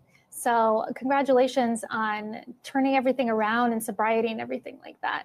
Thank you. Your new single, "The Devil is a Democrat," just dropped. And I mean, I know what inspired this track, but you've had a lot of waves online being made. I personally love it. But tell me, when you had the idea, the concept for this song, creating the song and putting it out, what were your thoughts? I mean, it's pretty self-explanatory, this one. I'm just looking at, you know, the past few years and the Bidens and Kamalas and Newsoms and further back, the Hillarys and Obamas. And it seems just like a lot of these liberal, ultra woke Democratic politicians, it seems like they have just there's a very anti-American undertone to their policies and and the way that they govern. And it just seems to me that, like, at this point, you know, you get a couple bad apples. All right, maybe it's a coincidence, but it seems like there's a pretty obvious pattern at this point in time. And that's that these people are just like, they're evil. And they're playing for the wrong team, and they're playing with the darkness. So to me, like, The Devil is a Democrat was just like the most sort of stark, easily digestible way that I could think of just labeling them and calling them out. Yeah, I mean, it goes hard, as you know. And so you name drop Gavin Newsom in here. So tell me about your interaction with him, because I know that shots have been fired back and forth, and you guys have had a little bit of a social media war going on. Yeah, so I sort of wrote the song like as an umbrella, and it was sort of about all of the people that I just named, the Hillarys and Obamas and Kamalas and Bidens, and Newsom is one of them. And then just for whatever reason, I got to the pre-chorus of the song and wrote, you know, the devil lives in California. He's a politician. And that, you know, I live in California. I have friends that lived in the Palisades. Like, I had all my stuff packed in a truck ready to bail out from my house because of the absolutely irresponsible way that he's handled the forests here. And so it just sort of naturally happened. And, you know, I didn't even really think it was the focal point of the song. I thought I was taking aim at everyone and sending shots at everyone. But people started immediately identifying, he's talking about Gavin, he's talking about Gavin, he's talking about Gavin. So I was like, okay, fair enough. If that's the part of the song that you guys resonate closest with, I'll travel that road with you. So I made a couple videos calling Gavin out. And posted one of them to X, and Gavin's press team immediately saw it and called me gay, or alluded to that I might be gay. Said that Gavin and Newsom's not interested in me and I should get back on Grindr or something to that effect. So, you know, so we've been kind of going back and forth for the last week, and it's just kind of like, you know, if I'm not the one hanging out with drag queens, waving rainbow flags and marching in pride parades, like, so if anybody here is gay, I mean, it's likely Gavin Newsom. And I don't mean it in the derogatory, childish way that he called me gay. I mean that Gavin Newsom might genuinely be a homosexual. All right, we have a little clip, so let's take a look. So, as many of you may have seen, Gavin Newsom called me gay on X this morning. I think he's just mad that the song I wrote about him, The Devil is a Democrat, is currently #1. But Gavin, you don't have to be mad. You've got lots of #1s too. California is #1 in homelessness. It's also #1 in unemployment. And who could forget it's #1 in totally preventable forest fires. You're crushing it, bud. It's just too much. I mean, I've been loving it online. I do have to ask, have you connected with Spencer Pratt out there? I've spoke with Spencer, but we've never like connected, okay, you know, IRL in real life. But I've been hanging out in the Palisades quite a bit. It's just been open to the public. Yep. So for the first time, people are able to go out there and see the destruction that Gavin Newsom's irresponsibility has caused. And it's unbelievable when you get out there and see this stuff. And there's a lot of burnt buildings and charred remains of houses and stuff like that. But the one thing that I noticed first was that there's empty lots everywhere. Mm-hmm. Like many of the homes and the buildings have been demolished, and what's left is an empty graded lot that's ready to build on, but nobody's building. It's just empty lots everywhere. And I'm pretty sure that's because the permits haven't been passed and nobody can rebuild. So while Gavin Newsom's sitting in his new $9.5 million mansion, there's all these people that are standing around waiting to have permits approved so they can rebuild the houses that he allowed to burn. So it's like it's a really eerie feeling out there. It's very quiet. There's police everywhere. All the stores are closed, and all the lots are vacant and just waiting for permits. It's striking. Yeah, and I bring up Spencer Pratt because I know he's been one of the biggest voices down there, boots on the Right, ground, and also there are traveling rolling to blackouts DC in as well. It sucks. So it's been incredible to see what he's doing just Luckily, from this summer Hollywood, sort we of being haven't the had too many of outlaw, them. you know, which it shouldn't be considered an outlaw to want to reveal truth, right? I mean, that's the crazy thing. Absolutely. But I want to get your take. How has Hollywood reacted to you and your music? Because you're out there and like, are they rallying behind you? Do you have supporters that won't do it publicly out there, but they're in your corner? I mean, what has sort of been the reaction to your music, sort of boots in the ground out there in LA? Yeah, I think in general, Hollywood's reception to me has been pretty negative. You know, there's a lot of sort of quote unquote celebrities, other musicians, actors, whatever, that like privately hit me up in my DMs, but they're not able to like come out publicly and support anything. It would put their jobs and their sponsorships, and it'll put all that in jeopardy, which is sort of the beauty of being independent. Like, I don't have a sponsorship I'm gonna lose. I don't have an endorsement that's going to drop me. I have no record label. That, you know, like I own the cameras, I own the lights. I own a lot of artists, probably a lot of actors that I know do like him, which has been great. But you know, they're too afraid to go publicly with that because why? Well, YouTube remove my videos from trending charts. I've had songs. He's bad for social media, press and censor in the sense because he's against a variety of different ways. Everything that so, the woke is there's small all pockets for. of people who will stand up and stand next to me, but for the most part, it's pretty gate kept. And when they do acknowledge me, it's usually not very friendly. Yep. But I will say, Tom, despite all that adversity that you just named, you've been killing it, and you are killing it, and you're one of the most successful in the game. And like, you know, from #1 on iTunes to you do reach the Billboard charts, and you know, so you are killing the game. Mount sales objections with this. All right, well, I'll stop right there because I don't want. I got an interview to do with them, so. But so what I find interesting, you know, Gavin Newsom felt the heat from Tom McDonald, didn't like it. And Gavin Newsom is a Democrat that, you know, that's very pro LGBT.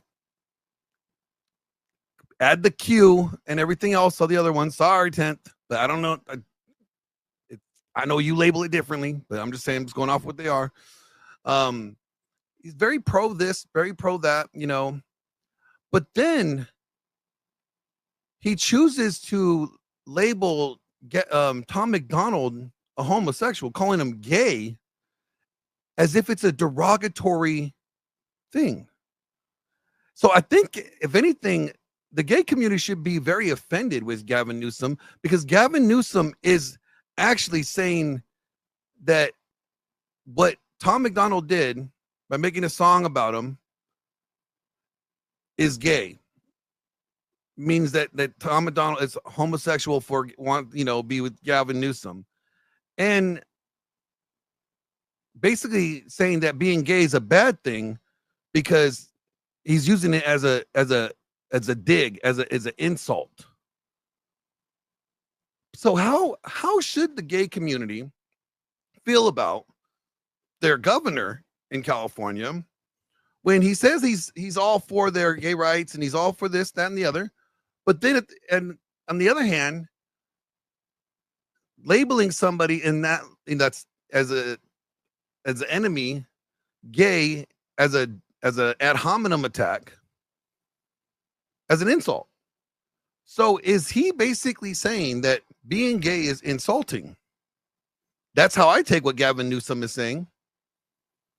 So, you know, I'm going to put the link back in the chat. Those that want to come up, you're more than welcome to come up and tell me your guys' thoughts on that, because I'm getting some mixed messages here from Gavin Newsom. To me, it's almost like he is attacking someone that he doesn't like by labeling them something that he allegedly says is not a problem, or he has no issue with. So then, if it's not a problem being gay, then why would you use that as an insult for them, or the way to insult them? Why are you mad at me, 10th? What did I do? There we go. What did I do? Oh my God, Glenn. I didn't do it. You took me to a third level Inception and then play that and now I'm at 11th level Inception and have 75 things I want to scream at you about. Well, I mean, I would say yell at Gavin Newsom. First off, yeah. So I'll try to keep it on topic. I'm not happy with Tom. You've taken something I love from me. But what did he take from you? The fact that he's no longer in Canada? No, you've taken something that I love from me by showing me that interview, because I get it. He got to feed his family, right? So, but like, isn't that a hate crime what Gavin Newsom just did? Wait a minute, hold on. I'm confused about the Where first he's part. from. What did I take away? Take away. I just didn't like how. No, I didn't like how McDonald responded. I don't think that was the right way, but I get it. Well, I mean, but but didn't Gavin Newsom just commit a hate crime where he's from? Like, aren't there laws that say you're not allowed to go around using gay slurs about derogatory stuff? So I think it's time we start using them against them, right? He was very careful in how he phrased it. It was like, oh, Gavin Newsom is not into men, you know, like you're barking up the wrong tree type of thing. And the implication is there. It's like he's implying that Tom McDonald's gay, and that was his retaliation, his comeback. So it's almost like as if he is saying being gay is a bad thing. That's how I took it. Okay, now I'm going to say what I had to say. So he's the same as Ryan. Gavin Newsom is the same as Radical Coder. He doesn't care about gay people. He wants a platform to speak on, and that's it. He don't care. He wants their money. He wants their vote. But that's what I'm saying. It's same as Katy Perry, right? She didn't actually like gay people, allegedly. But she did kiss the girl, and she did like it. That was something that they made her do, supposedly. My husband knows all the history of the stuff. He sits there and watches all these videos, right? So supposedly, she didn't actually like gay people, but that they just took it on as a just like Dylan Mulvaney with the beer. Yeah. Get it? That's what they do, is they use people like me as scapegoats when it's convenient, and then also stepping stones when it's convenient. While we get no recognition for anything, right? They just walk in with their full pockets, take over the LGBTQ, and then we're supposed to just bow down to their riches.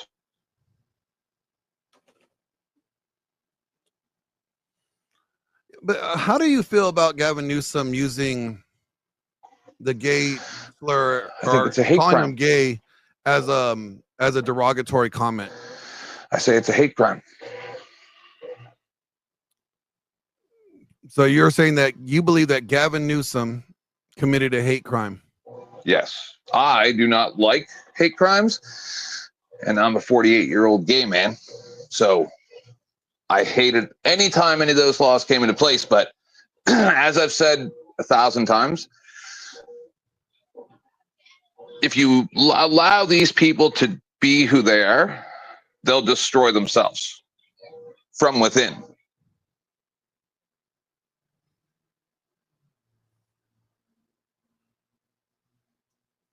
I'm sorry, I didn't hear that.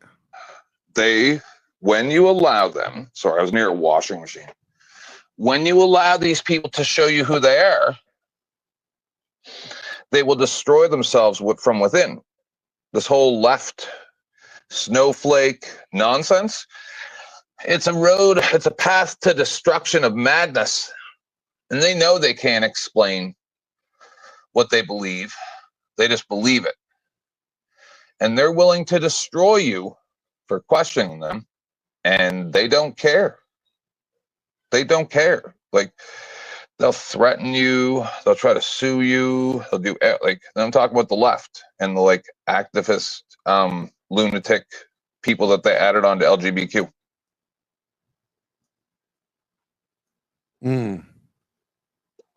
Sorry, because gay people wanted it over with.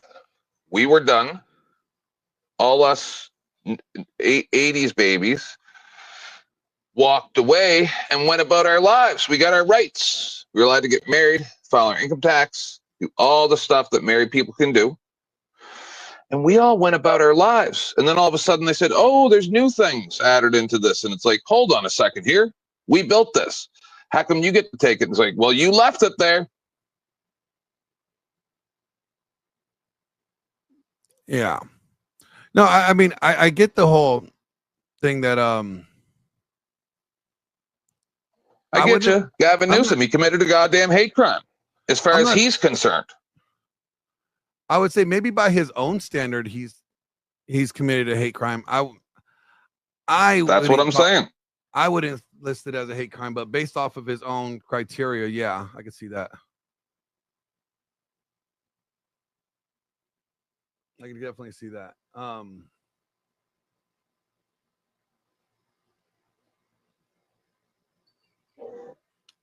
That's why I want to know the guys' names and who they are that were on that stream with Andrew earlier. Because as you well know, I am not best friends with Andrew, right? But that don't mean what's right is right and what's wrong is wrong. I mean, that's what it's always about, right? It's always about, like, you know, we should stand up for what's right, and we should, you know, be very vocal against what's wrong. You know? Yep. I would fight for your free speech, because it's the speech that people don't like that has to be protected.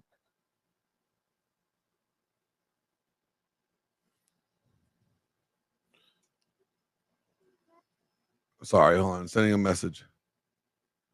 You're fine. You're fine. So I'm trying to keep it somewhat cool on here. I'm a little mad, but I'm not going to take it out on you. I mean, if you want to go rage, no. I bid you farewell and let you rage. It's fine. It's fine. It's fine. You know, this is what I think, you guys. People will expose themselves and they'll show you in their hand. And I think Gavin Newsom did that. I think that just by trying to insinuate that Tom McDonald could be gay for Gavin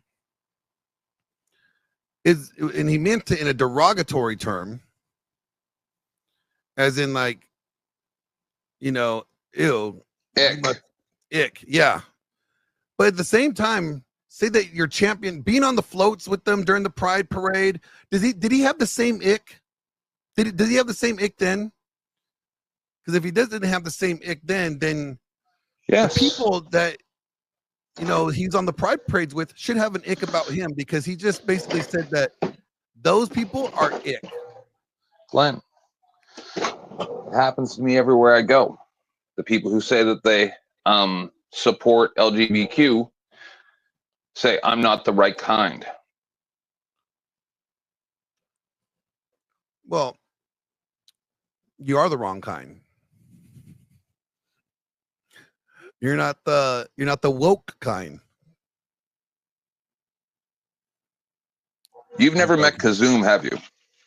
I have no idea who Kazoom is. I can't wait. He looks like an angel. He looks like an old angel, and he got like light all around him. I call him my guardian angel. He recently had some health issues. We did mention you to him on another channel a couple days ago, and I said that he has to meet you. I think that you will get along very, very well with him. This isn't like the other one that we mentioned. But no, Kazoom, super awesome guy. Sorry, go ahead. Sorry. I try to get along with everybody, even if I disagree with them. I try to. No, just this guy's like weird nice, and like not in a weird way, but like just abnormally nice. And he is also gay, but he's like me. Well, like I said, there's a lot of gay people that I'm cool with. Just because I don't agree with them on certain things doesn't mean that I can't be nice to them or I can't get along with them. That's what I don't understand about people. They're so polarizing. Mister's in the building. Salute to you, sir. Hey, I just want to say one last thing, just so I don't forget. It's the same thing as what you just saw at the beginning in the first segment of the show.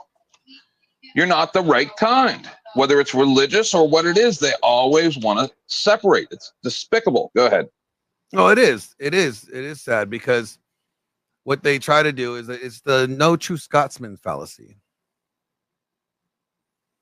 You know, Mr. says they took over the BLM movement, the pro-Palestine movement, and the Rainbow movement. And when you ask why are waving hammers and sickle flags in the protests, you are a spreader of misinformation.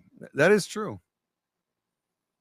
Yeah, I had to come up because I think there's a context missing here, and that's these people want you to get caught into a shouting match of identity politics when Yeah. the real problem is not with their, core beliefs, but what the enemy that they let in the back door. I've been kicked off shows because of that, just for bringing that up, because, I asked them at one point, why are you burning the American flag? And I got them to admit that they do it strictly to piss people off, not for any kind of, They do it for a reaction. Right, not to change legislation or anything like that. This guy, Gavin Newsom, right? Think about this. And I don't like coming up anymore because I got stuff going on and whatever. But when I get pissed like this, I have to come up because I have to, people miss this context.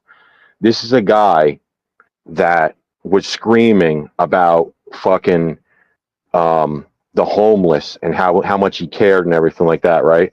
But then all of a sudden, when the communist leader of China was coming for a visit, he fucking decides he's going to hose down all these blocks, kick these fucking homeless people to the side, and now they had fucking commie flags, in the streets waiting for the guy to get there. I'm like, I don't know. I'm like raging with these fucking people.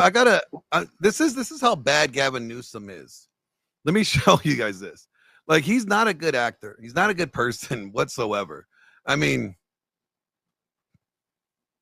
just watch this. This is pretty funny. The question is very simple, ladies and gentlemen. If you can't trust Gavin with his best friend's wife, how can you trust him with your state? That's right. Gavin Newsom fucked his best friend's wife. Yeah, unbelievable. Yeah, but see, go ahead, Mister. No, I was just gonna say, like, it's kind of like what we went over before. No one's perfect, and everyone makes mistakes and everything like that. But then they come out and they're the moral arbiters of what's just and everything like that. They're all full of shit. We all know it. Oh yeah. Oh yeah. Remember when during the medical thing? Shit. Right. You must stay at home. During the fires out here, Yeah. this, winter, it was bad. It was really bad. And my uncle is a retired fire chief for LA County. And I was like, yo, what the fuck is up with the water? Like, what does the fire chief not know this? And they're like, he was like, you know what?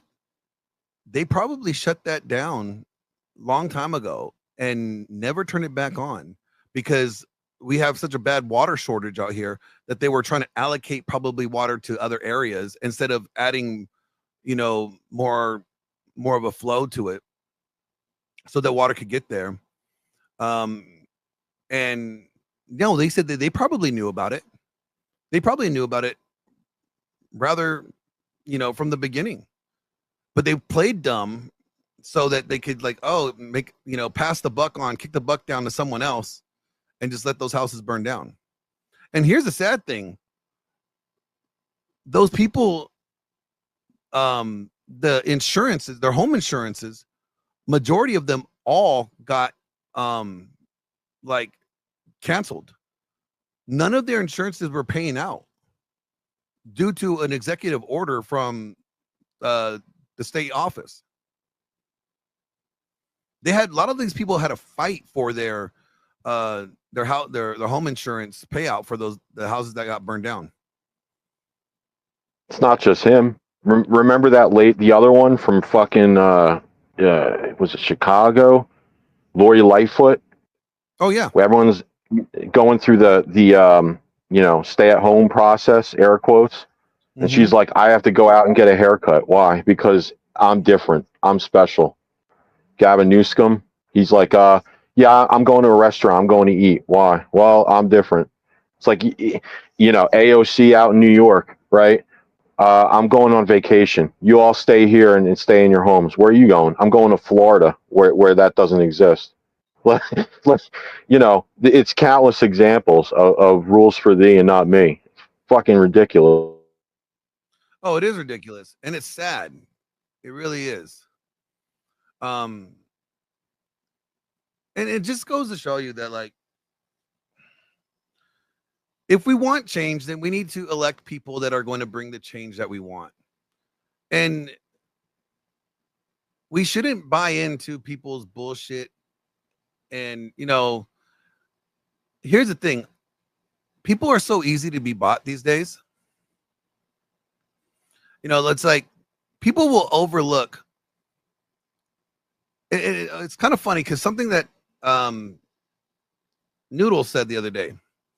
He asked me, is like, Glenn, what would you think if you went gay, did a gay thing for, I don't know, like $50 million and you never had to pay for anything for the rest of your life and you got to live, but would you? And no one knew about it. I said, no, that's not me, not my convictions, not my principle. I cannot be bought. You can't get me to do something. That's fine. That's your issue that you have to deal with. But see, I can't be bought. And there's been plenty of times where that has been tested. I had someone that told me that I need to stop being friends with a certain somebody, or it's either them or me. Now this person, much more successful in the YouTube world, and he could open up a lot of doors for me. When I told him, I'm sorry, but I've never let a man tell me who I can and cannot be friends with, and I'm not going to start today because that's my principle. It's my conviction. And because I stood on my conviction, they now see me as an enemy, and they decide to levy insults and attacks at me from time to time. And I'm just like, okay, I still feel better having to deal with all his bullshit that he throws at me than I would if I would have bent the knee and did something just to, I don't know, put myself in a better position. I can't do that. I'm not that person that would do that. And trust me, I'll probably be in a much better position, either financially or successfully into the streaming area. Because I know that person has closed several doors for me. Trust me, I've heard of it. People have told me, that told me why they won't, platform me, is because of that. They're afraid of the retaliation with that guy. And I'm like, okay, that's fine. I'll take, if that's an L, then I'll take the L. But you're not going to get me to, cave or sell out my principles just for a potential opportunity. I'm just not going to do that. And the sad thing is, too many people would.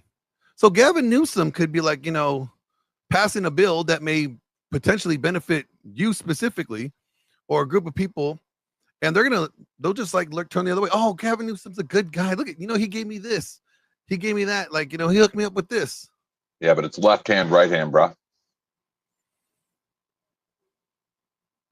What do you mean?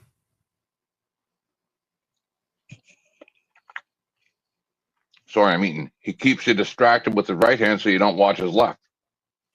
No, I mean, well, it's because people just don't care. They'll just be like, oh yeah, whatever. As long as it doesn't affect me, as long as I'm benefiting somehow, yeah, I'll be bought. That's how people are. That's the thing, though. It's like people don't want to hear any of that stuff until it becomes painful enough. But yeah. Well, and this Like, is this kind of goes back to what I was saying earlier, is that, you know what? A lot of times we witness some things, we witness bad things from people, maybe even people that, you know, we associate with or that we're cool with, and we just turn a blind eye because, one, it doesn't affect us. It's not attacking us, and they haven't done anything wrong to us. So we say, well, you know what? This person has been cool to me. I don't have any problems with them. And it's like, that's fine. You don't have to have a problem with people, but it's the behavior that you should have a problem with. You should not want to associate yourself with people that are doing said bad behavior, because then that reflects who you are. Now, we're not all perfect. Don't get me wrong. I'm not saying that you should be perfect, but I'm saying that you should want to say, you know what? And I guess what I'm getting at is that people need to do better gatekeeping on who they choose to associate with, who they choose to have in their inner circle, or who they choose to work with. And I think that's a huge problem. yeah. Well, I've had talks tend to, like, with some was that some Mr. people Wilson? about. I think I was going to say I've had talks with people about this when it comes to the right, because there's a particular group, and I'm not saying they're all neocons, but a lot of them are pro-war, and they're like, oh, you know, it's our way or else. And I'm like, you know, I don't necessarily disagree with a lot of their beliefs. We all are not a monolith, actually, but the path to victory, right, is such that if you corner yourself and you box yourself in a corner, you get picked off slowly, right? So you have to ask yourself, do I want to win, or do I want to limit, you know, our options, right? So you have to reach out to you know, what I consider to be logical people, and say, are these policies good for us? You know, you're going to have to reach into the middle and pull some people in. You can't just stay in a corner and be like, it's our way or else. Get effed, you know? Like, that's how we got into this mess to begin with. So Yeah, we tend to do this, and I'm not saying that we can't give people second chances, but right. they should get a second chances once they make amends. You know, I like right here what Wicked Wally says. Excuse me. He goes, yeah, when do you ever see all the retractions after the truth comes out of people going, oh, I'm sorry, let's set the record clear? You don't see that. You don't ever see that. You know, and for me, that's one of the things where I will not work with somebody. I may not have an issue with them, but I may not ever work with them again, because the fact that they may have attacked or may have lied about me, or try to, you know, manipulate or twist information to try to make it seem something that it's not true. And then once I prove them wrong, for them not to come back and, like, you know, oh, you know what, I was wrong, I'm sorry, whatever. Not apologizing means I don't ever do business with them again. I never want to be seen on the same panel. I never will even interact with them ever again, because to me, they showed me their character. Their character is not of good nature. They have no desire to actually have integrity. That's an integrity issue. I try. You know, it's an integrity issue when somebody does something wrong or says something that's incorrect, and then chooses not to correct the narrative after they already spewed out whatever they spewed. So when they choose not to do that, and they choose to double down, or, you know, I'm just saying this is what I saw. By them choosing not to say, like, hey, I'm wrong, I'm sorry for spreading a misinformation. Right. Okay, I apologize. I was my bad. I should have done more of my due diligence and looked into the information and vet it before saying anything. Instead of doing that, because that's a huge W. Because what you're showing people when you do that is that, you know what, you are somebody that is not above reproach.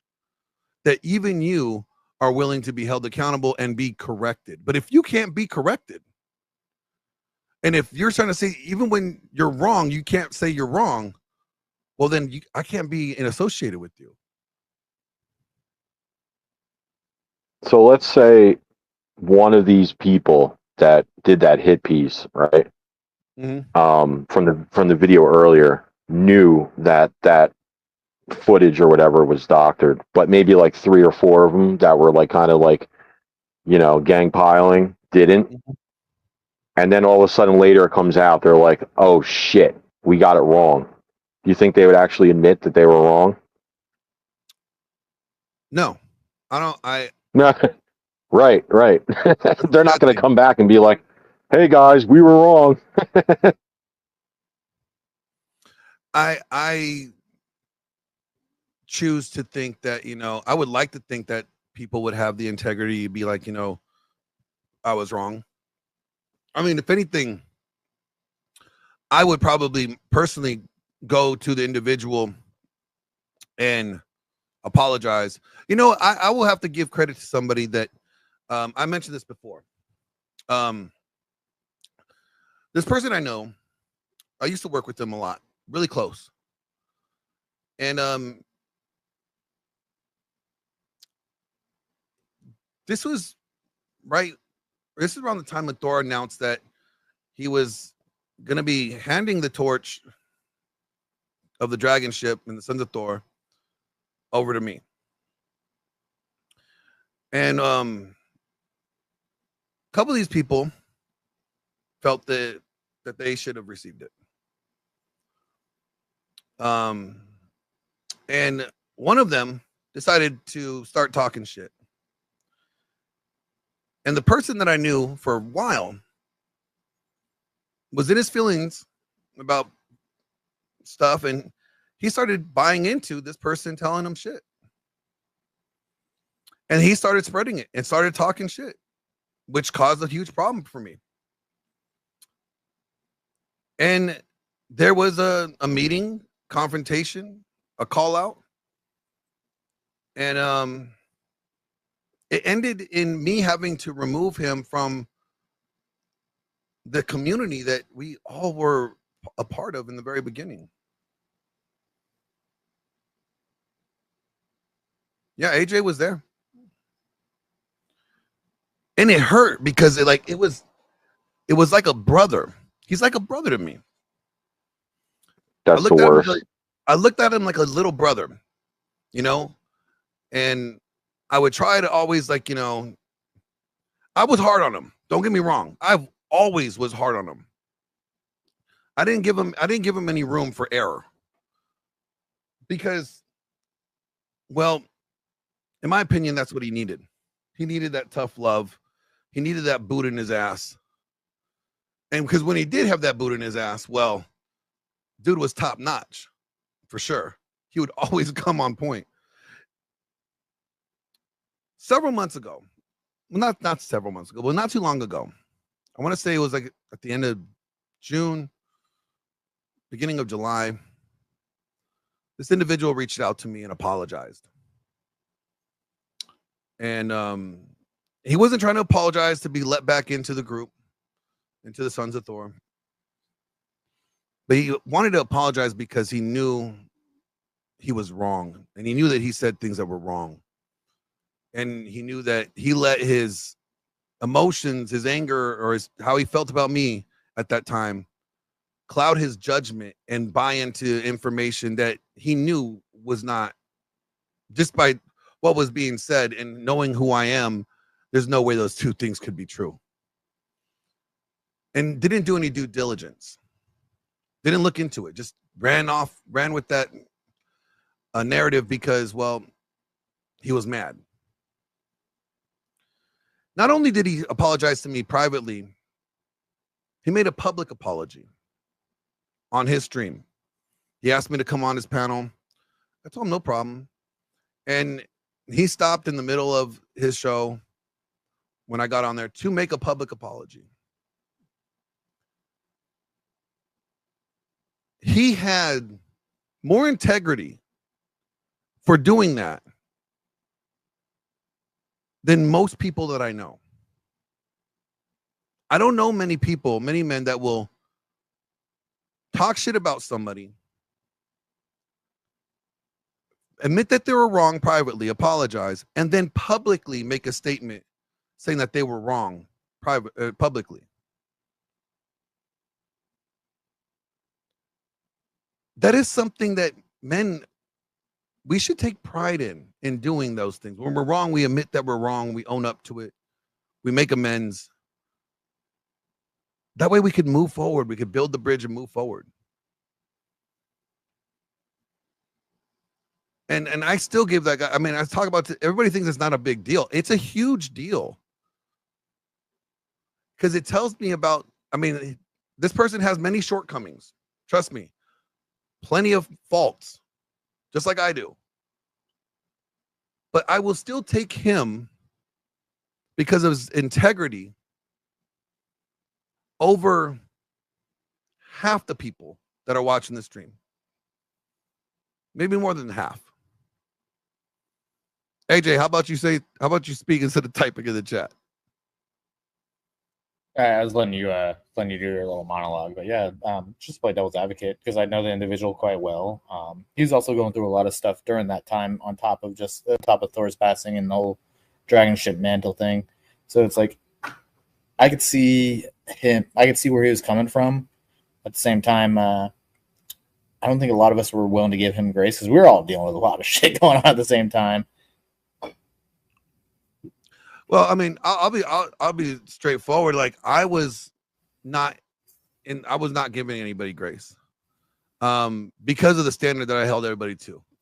Like, you know, like you're not doing your due diligence. You're not verifying the information that you're being told. You're just choosing to run with it because you feel a certain way. So I was not giving him grace.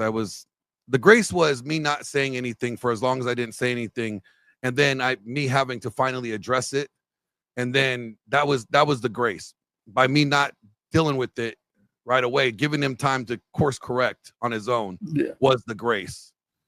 Then once I had to get involved in it, now there's no grace. It's just a hammer. No, I get it. It's just I'm just looking at it from a 10,000-foot view, knowing everything we know now. Oh, so I can see where he's coming from. I can see why he was getting a little bit in his feels. And I'm not even mad at him for getting in his feels. I gave him every reason to be in his feels because I came at him very, very firmly before that, you know? And I could have probably handled things a lot better. I should have probably handled things a lot better before all this. And I can't make excuses for it. You know, there's no excuse. I think the other individual involved in that whole thing just exacerbated the whole entire situation way worse than it should have been. Oh, absolutely. But they had an agenda, though. They had an agenda. Yeah, we all know that. Yeah. But what I want to commend the other individual's, you know, character of saying that he has the integrity to admit that he's wrong. I can tell you right now, I do not believe that any one of those guys that called Andrew Wilson gay, saying that, you know, Martaes and Andrew Wilson are gay together, that Martaes, you know, everything that they said, I don't believe that any one of them will retract their statement and apologize. I'm telling you right now, I don't think any one of them would. They will find some self-righteous reason to justify what they said.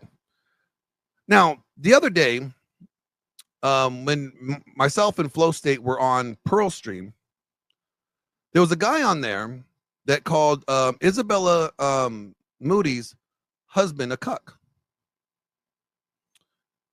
And I'm calling him out for it because it's not true. And I was explaining to him, I was like, hey, just because, you know, you think that he shouldn't have got with her because this woman had a past, but he chose to get with this woman regardless of what anybody else thinks. That's pretty fucking alpha. Because he's saying that, oh, well, I'm not going to be persuaded by what everybody else says. I'm going to stand on what I believe and do what I want to do. That's a pretty alpha move. I ended up having this guy on my show shortly after that. And I did call him out on it because that was the right thing to do. And he did end up apologizing. You know, I probably shouldn't have said that. I was wrong for saying that. I give that kid props for admitting that he's wrong. But thing is, if I didn't press him on it, nobody probably would have. And he wouldn't have had to apologize. Now, I'm not saying that we need to go around and police other people. It's not what I'm saying at all. But what I'm getting at is that if people that you associate with do something wrong, are you going to be willing to call them out or talk to them and be like, hey, man, you were wrong about this? Whether privately or publicly. I mean, I would say do it privately. I think correction's best done in private. The whole world doesn't need to know that you corrected someone's behavior or called someone out on their behavior. That's just virtue signaling. That doesn't mean you actually care about them. What was that, 10th? Very good at that. Very good at what? Virtue signaling. I like to do it for comedy effect. It's fun. And so, Glenn, this has been an awesome show up till now. Are you going long tonight, you think? No. Not going to go much longer. Okay. So I just want to ask you a question because listen, I just met you like a couple weeks ago. Mm-hmm. And I'm really cool with you as far as I'm concerned. How come just because the last panel with the guy pooped his pants and you called him up to figure out whether or not he was like me with superpowers, I guess. And then now today, this whole thing has been that almost again. And like, I don't know how to take it. You don't want to take what? You're not trolling me because I'm gay, right? Just happens to be this is weird gay things that everybody's doing. I'm not trolling you. All right, just making sure. No, it's not always about you. It's just how the story's played out in time frame. That's I know all. it's weird. Happening. You're so vain. You probably think this podcast is about you, don't you? Don't you? Yes. No, if it was about you, I would make it about you. You see a whole. I'm fucking with you, dude. This is weird stuff. This is weird stuff, and I thank you, actually, in all honesty, for addressing this, because, like I said, I need people like you. Tell them not all gays are like that, right? And even though I might be a terrible monster, I'm like a good cuddly type of monster, and so I appreciate that you did this. Because, like, you're calling people out, you let me call them out, and you've been respectful. I appreciate that. Well, thank you. Thank you.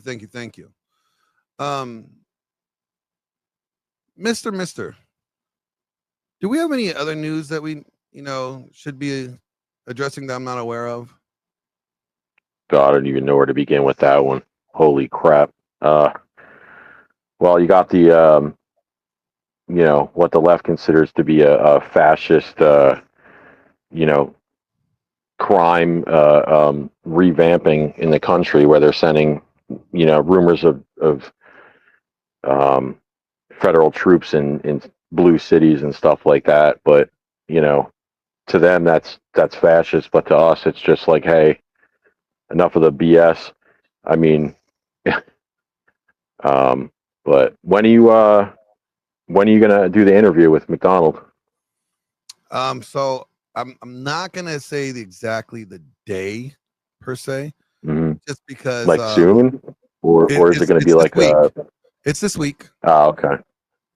Matter of days. I got to keep that one tight to the chest because of the logistics and stuff, and plus with like all the hate that I've been having to endure lately. Truth. I'm not trying to give any details other than that we got the interview and everything. Shut up, AJ. Don't want to talk about that. It was glorious. It's glorious. All right, I No, am but I gonna mean- tell everybody because I didn't want anybody to know that letter that I read and played like 4 times yesterday on my show. Both the man confessing his gayness when he went to Las Vegas was Gavin Newsom. No, but I'm gonna drop down, but I like to leave people on a positive note, and I would just like to say that we're seeing a lot of good things out there despite all the crap. I mean, populism is on the rise worldwide. The European countries are sick of the bullshit. A little more than 2/8 of the entire federal workforce was fired, even though they pretend like nothing's getting done. I see it firsthand. I can track all of it. So a lot of good things are coming. A lot of good things are happening. So it's not all doom and gloom. Stay positive, and you guys are great. So thanks for having me up. No, definitely. Thank you for coming up. Thank you for coming up for sure, sir. Let's see. 10th man, what are you going to be talking about on your channel today? Gavin Newsom's letter. We're gonna play it another 5 times like we did yesterday. Every time I play it, I put your channel up there. Wait a minute. I'm not Gavin Newsom. Yeah. No, the letter that I read on your show I know. like a month. Yeah. Epic. Gavin Newsom, I spurn your advances. Oh my goodness. Okay, here. This is these guys are really trying to just keep on coming at Andrew. And for those people that you want to know something? For those people that don't know, right, like they sit there and they go like they wonder why like Andrew is the way that he is with people. You have to understand the type of bullshit this guy has to deal with. Oh, I know. Like not only like do people try to attack him and bring up the loss of his son to him and try to blame, blame him and his wife for it. But this is like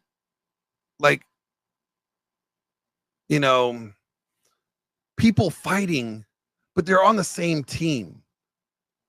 But they're fighting within each other. It's like this guy goes, I have now defeated in debate Andrew Wilson, Tate, all these people. Like, no, you. Familiarity breeds contempt. It's just like, come on now, dude. Like you haven't. Now look at Raylan Stark and I buried. This is Andrew's and his gay porn star best friend. Like, not true. Like, why continue the lies? Why continue? And I will say, I did appreciate how Andrew handled himself on what you played. I mean, maybe there was other things. There was one time I thought he said the F word, but no, the other guy said it a second time, and I'm pretty sure it was him. I don't think Andrew said that. No, I think Andrew did say it. Like if Andrew's like, if you can prove that he's a faggot, then Yeah. Where is the evidence? Well, but he actually just kind of ignored that for the most part. Like he's just like, oh God. And so I kind of appreciate that too. No, I think Andrew, and see, here's the thing. Some people would think that, oh, maybe he is gay. Maybe he is living he is that type of person, and he's just trying to play both sides. And the type of heat that he was getting, right? Some men would totally stay away. Some men would not stand up with their friend. Some men would not stand in the trenches and defend their friend like that, because they'll say, not my fight, not my war. You know, it's not about I'll me. defend my enemy like that if it's right. That's exactly what you're supposed to do. I mean, AJ could tell you, there's been plenty of times where I have defended somebody because what was being said about them was inaccurate. And this person that I defended is no friend of mine. He's made on many occasions he's tried to attack me. But it was the right thing to do because someone was misrepresenting them. We should start caring about. Are your friend is Smeagol? Yes. We should start caring about what people are saying and be more. And we need to care whether or not what they're saying is whether if it's true or not. And there should be a consequence that people feel for not telling the truth, for intentionally trying to tarnish, attack, and misrepresent somebody. They should have to come talk to me for 2 hours. Because what they're trying to do is they're trying to make you believe what they're saying is true. They're trying to say, like, hey, no, I know that this person is this. This person is a PDF file, or this person's creepy, or this person is this. And when that comes out to be incorrect and false, but when you find out the fact that this other party is actually the person that's making these accusations has a history of this, and then nobody corrects that behavior, or nobody says, hey man, you're wrong, you're the one that was the creep. When people choose not to do that, well, then they're showing you their character. They're saying that it's okay to lie about other people. And we don't actually hold a consequence to that as much as we should. We just assume as long as they weren't talking about me, I'm cool. And I think that's a problem. I listen to all Tom McDonald's music. I like him a lot. He's Canadian. I'm not attracted to him. He talks about gay people a lot. He's mostly respectful. Even though I've had bad interactions with Andrew, I don't think they actually hate anything. I think they're just hate what some of the people do. And these other people are using hate. And it's the last bastion of the imbecile. YouTube not removing videos is part of it. Yeah, YouTube, they are a business, right? I mean, you can get the videos removed. You just got to have a good lawyer, and you have to go through the legal. I mean, it's a pain in the ass to have to do that. It's almost, I mean, unless you are in that financial position to where you could, it's kind of like you have to have fuck you money. And if you don't have fuck you money, well, then good luck. And a lot of people have to just live with this video that's slanderous and false about them on the internet because they can't afford to get it removed. So it's true. A video with my full name and work address wasn't considered privacy violations. Really? Wow.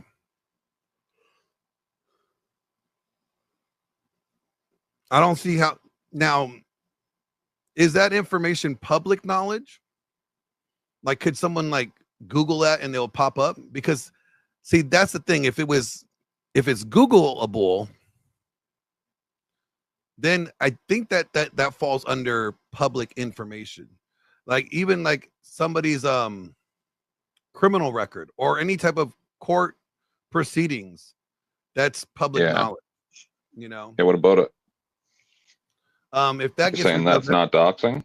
that's not technically speaking, It's that intent. would, it's not considered doxing if it's I know. public knowledge. Doesn't mean it's ethical, doesn't mean it's right, and it's something that people should do. Just because something's not a crime doesn't mean that it's something that is right. There's a lot of things that are not crimes that should not be done. So one thing that's going to happen on my show, as far as I'm aware, unless something changes, but I don't think it's gonna. Like if you don't go too long, because I don't want to be awake for more than 4 more hours from when you shut down. Well, I'm about to shut down. So you It's can start yours. What's that? I'm gonna shut down here soon, so you can go. Oh, okay. Well, I don't know what you're doing. I don't, So, I'm going to be playing a recorded Discord that I had earlier today from a group of people that I haven't talked to for a lot of years. And yeah, it pops off pretty good. I scream at my former co-host and break all ties with him.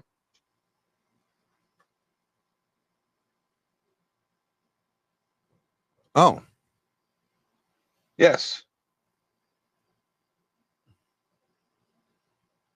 Okay. Because of kind of like what's going on, what you're talking about here is because this is what happened. 6 years ago, my former co-host got catfished and a whole bunch of other stuff happened. And it's been private for 5 or more years. And the girl that he was talking to that is part of a lot of this wants me to make it public. And then when I asked him, because everybody was like, why do you want this not public? Like all my old people that I haven't talked to forever. And he gave some kind of like half-ass excuse that his like first name and last initial was on his avatar. And I'm like, hold on a second here. I'm not wiping out 100 shows that have your name on it because you were dumb. Right? So I'm like, hold on, that's not how this is going. And then I was like, so why did you want your name, your like bones and everything to be in my intros and outros? Like, and he's like, oh, I don't know, that was 4 years ago. And I lost my mind. Because I had to listen to for like over a year that he wanted his bones in the name and all the stuff because he wants to be fancy. And now he goes, oh, well, look how long ago that was. Go fuck yourself. You're fired.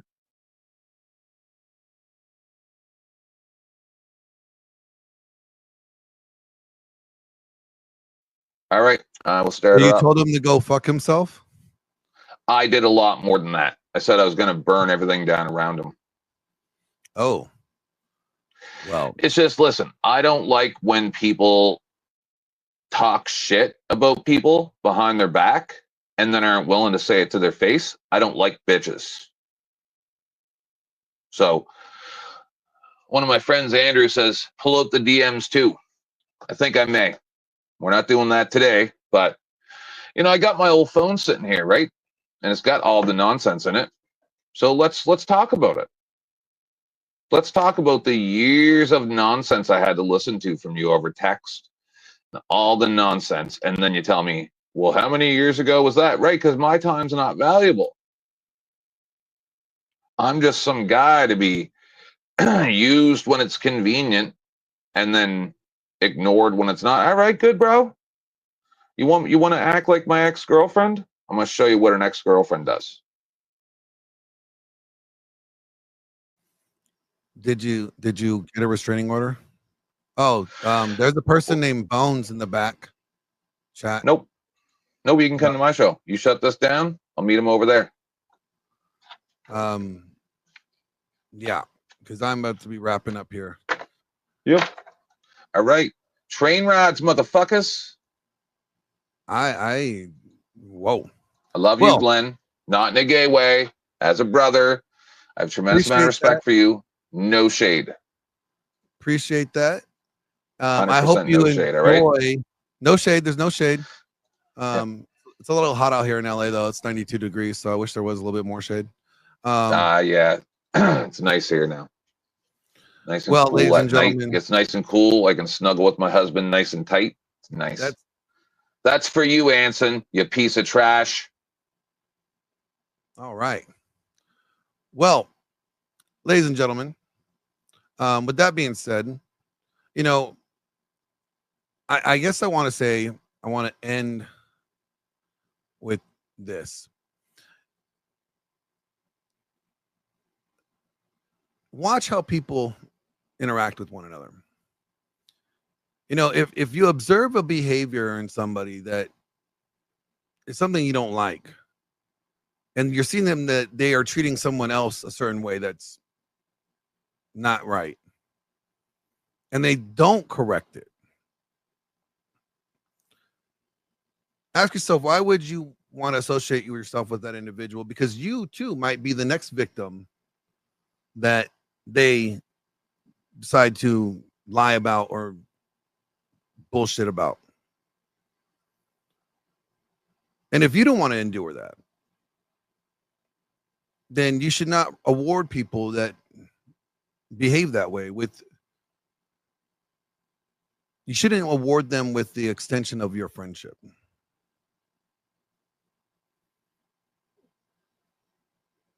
How is it fluid morals, Casper? I mean, are you trying to snipe me from the chat with that? Because it's not fluid morals. I said when something's wrong, you call it bad behavior. I've always said that. I've never turned a blind eye. I've always said something was wrong, even when if it doesn't benefit me. Hey, Skunk, I'm about to wrap it up right now. Like I'm literally like saying my final goodbyes. You may, I'm not gonna bring you up because I'm just gonna be wrapping up here in like 2 minutes. But if Casper wants to come up and Casper wants to tell me what this fluid morals is about, if he's directing that at me, I would love to get the clarity on that. The reason you are saying this because we have fluid morals. We have fluid morals. Yeah, I would say we as a collective. DW about what I say. LOL. How about it's okay. How DW, don't worry about what I don't know what the shorthand. I'm not good with shorthand. Use your words. But no, I think we all fail at this. I mean, I have done this too. This is I'm not just speaking to people about and trying to see like I'm better than anybody. I'm speaking to myself about this too. Is that, you know, there's been many times where I have turned a blind eye when someone, you know, has done something wrong because I was their friend. I don't think a real friend would turn a blind eye. I think a real friend would pull them aside and tell them that they're wrong. And so I'm not just talking to you guys. I'm talking to myself when I say this. So, but with that being said, let me remind you guys, you know, we do have a lot of work ahead of us. We do need to hit our goals.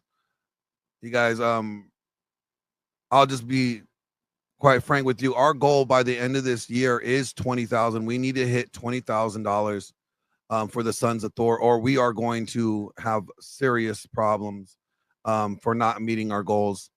I really do encourage you guys to share the website, share the Cash App with your friends. You know, I need to get to this goal because I can't do a lot of the things that we need to do I'm stuck in this like position where in limbo, and it's very difficult. You know, it's very, very difficult. Well, our overall goal is that we need to be able to raise $319,000 to be able to do all of our projects. And I know that's something that we're not going to be able to do realistically in the short term. But what we need to be able to do is we need to be able to get $20,000 as soon as possible, because I do have to hire like a grant writer. I do need to hire other people onto this because I can't do it all by myself. I'm trying to learn how to do everything. There's things that we need as an organization to have people that are licensed and in the proper places to make sure things are done correctly and we're doing them according to code and by law. And I don't want to make any mistakes and missteps. So we got to hire these people because these are supposed to be paid positions, and I can't do it right now. So we need to be able to raise the funds to be able to get the money that we need in order to get this show going and to get the goals met. Like at the end of the year or the beginning of the year, I have to have, in the cost for the course for the crisis line, for the 24-hour crisis line for men, I have to be able to pay for all those individuals, the volunteers, just even the volunteers that want to volunteer on the crisis line. I have to pay for all of them to go through a course. Okay. All of them have to be able to go through a course. I got to pay for myself to go through that course and them to go through that course. And that alone is a couple $1,000s. So we can't get the crisis line off the ground until we actually get that. We have those people certified in working those phone lines. So I really need you guys' help. I hate to constantly bring it up and encourage you guys to donate and all that stuff. But I have no other option at this point other than asking you kind people to help us meet these goals, help us really make impacts and change people's lives. That's what we're really about. We really want to see men become better men, not just for women, because that's not really the main goal. The goal is for them to become better men for themselves. And when they become better men for themselves, they become better men for their families, their wives, their kids, the community, society, and it just overall better outcomes. That's what we ultimately desire. And the only way we could make that happen is if we get the word out there, we help men. And yeah, I think just for my course, because I have to take 2 courses, I have to take the course that everybody else has to take, but then I got to take a supervisor course. I think just for my courses, the 2 courses is about like close to $700. Yeah, California definitely wants their pound of flesh. So there's that. But yeah, so I will leave you guys with this lovely video. Help you guys encourage to help out and spread the word, spread the website. If you can't donate, then I totally understand. Give the information to somebody that maybe could. All right. All right. Until next time, you guys. Peace. Men are in crisis. Fatherless homes, broken marriages, silent battles no one sees. But weakness, pandering as wisdom, that ends here. Thor once wrote, "The masculine presence doesn't whine, it doesn't shrink. It builds, it conquers, it creates." The sons of Thor exist to forge men into protectors, providers, and patriarchs. This isn't theory. This isn't victimhood. This is brotherhood. Be watchful, stand firm in faith, act like men, be strong. Here, iron sharpens iron. Here, excuses are stripped away. Here, men are remade. This is the forge. This is the call. This is Sons of Thor. This week on Glenn Lawrence Presents, I'm going to be sitting down with the most controversial, independent, unapologetic voice in the rap game today, Tom MacDonald. The propaganda is on every channel. They think we stupid like the truth is just too hard to handle. Put on your camo, it's a culture war and load the ammo.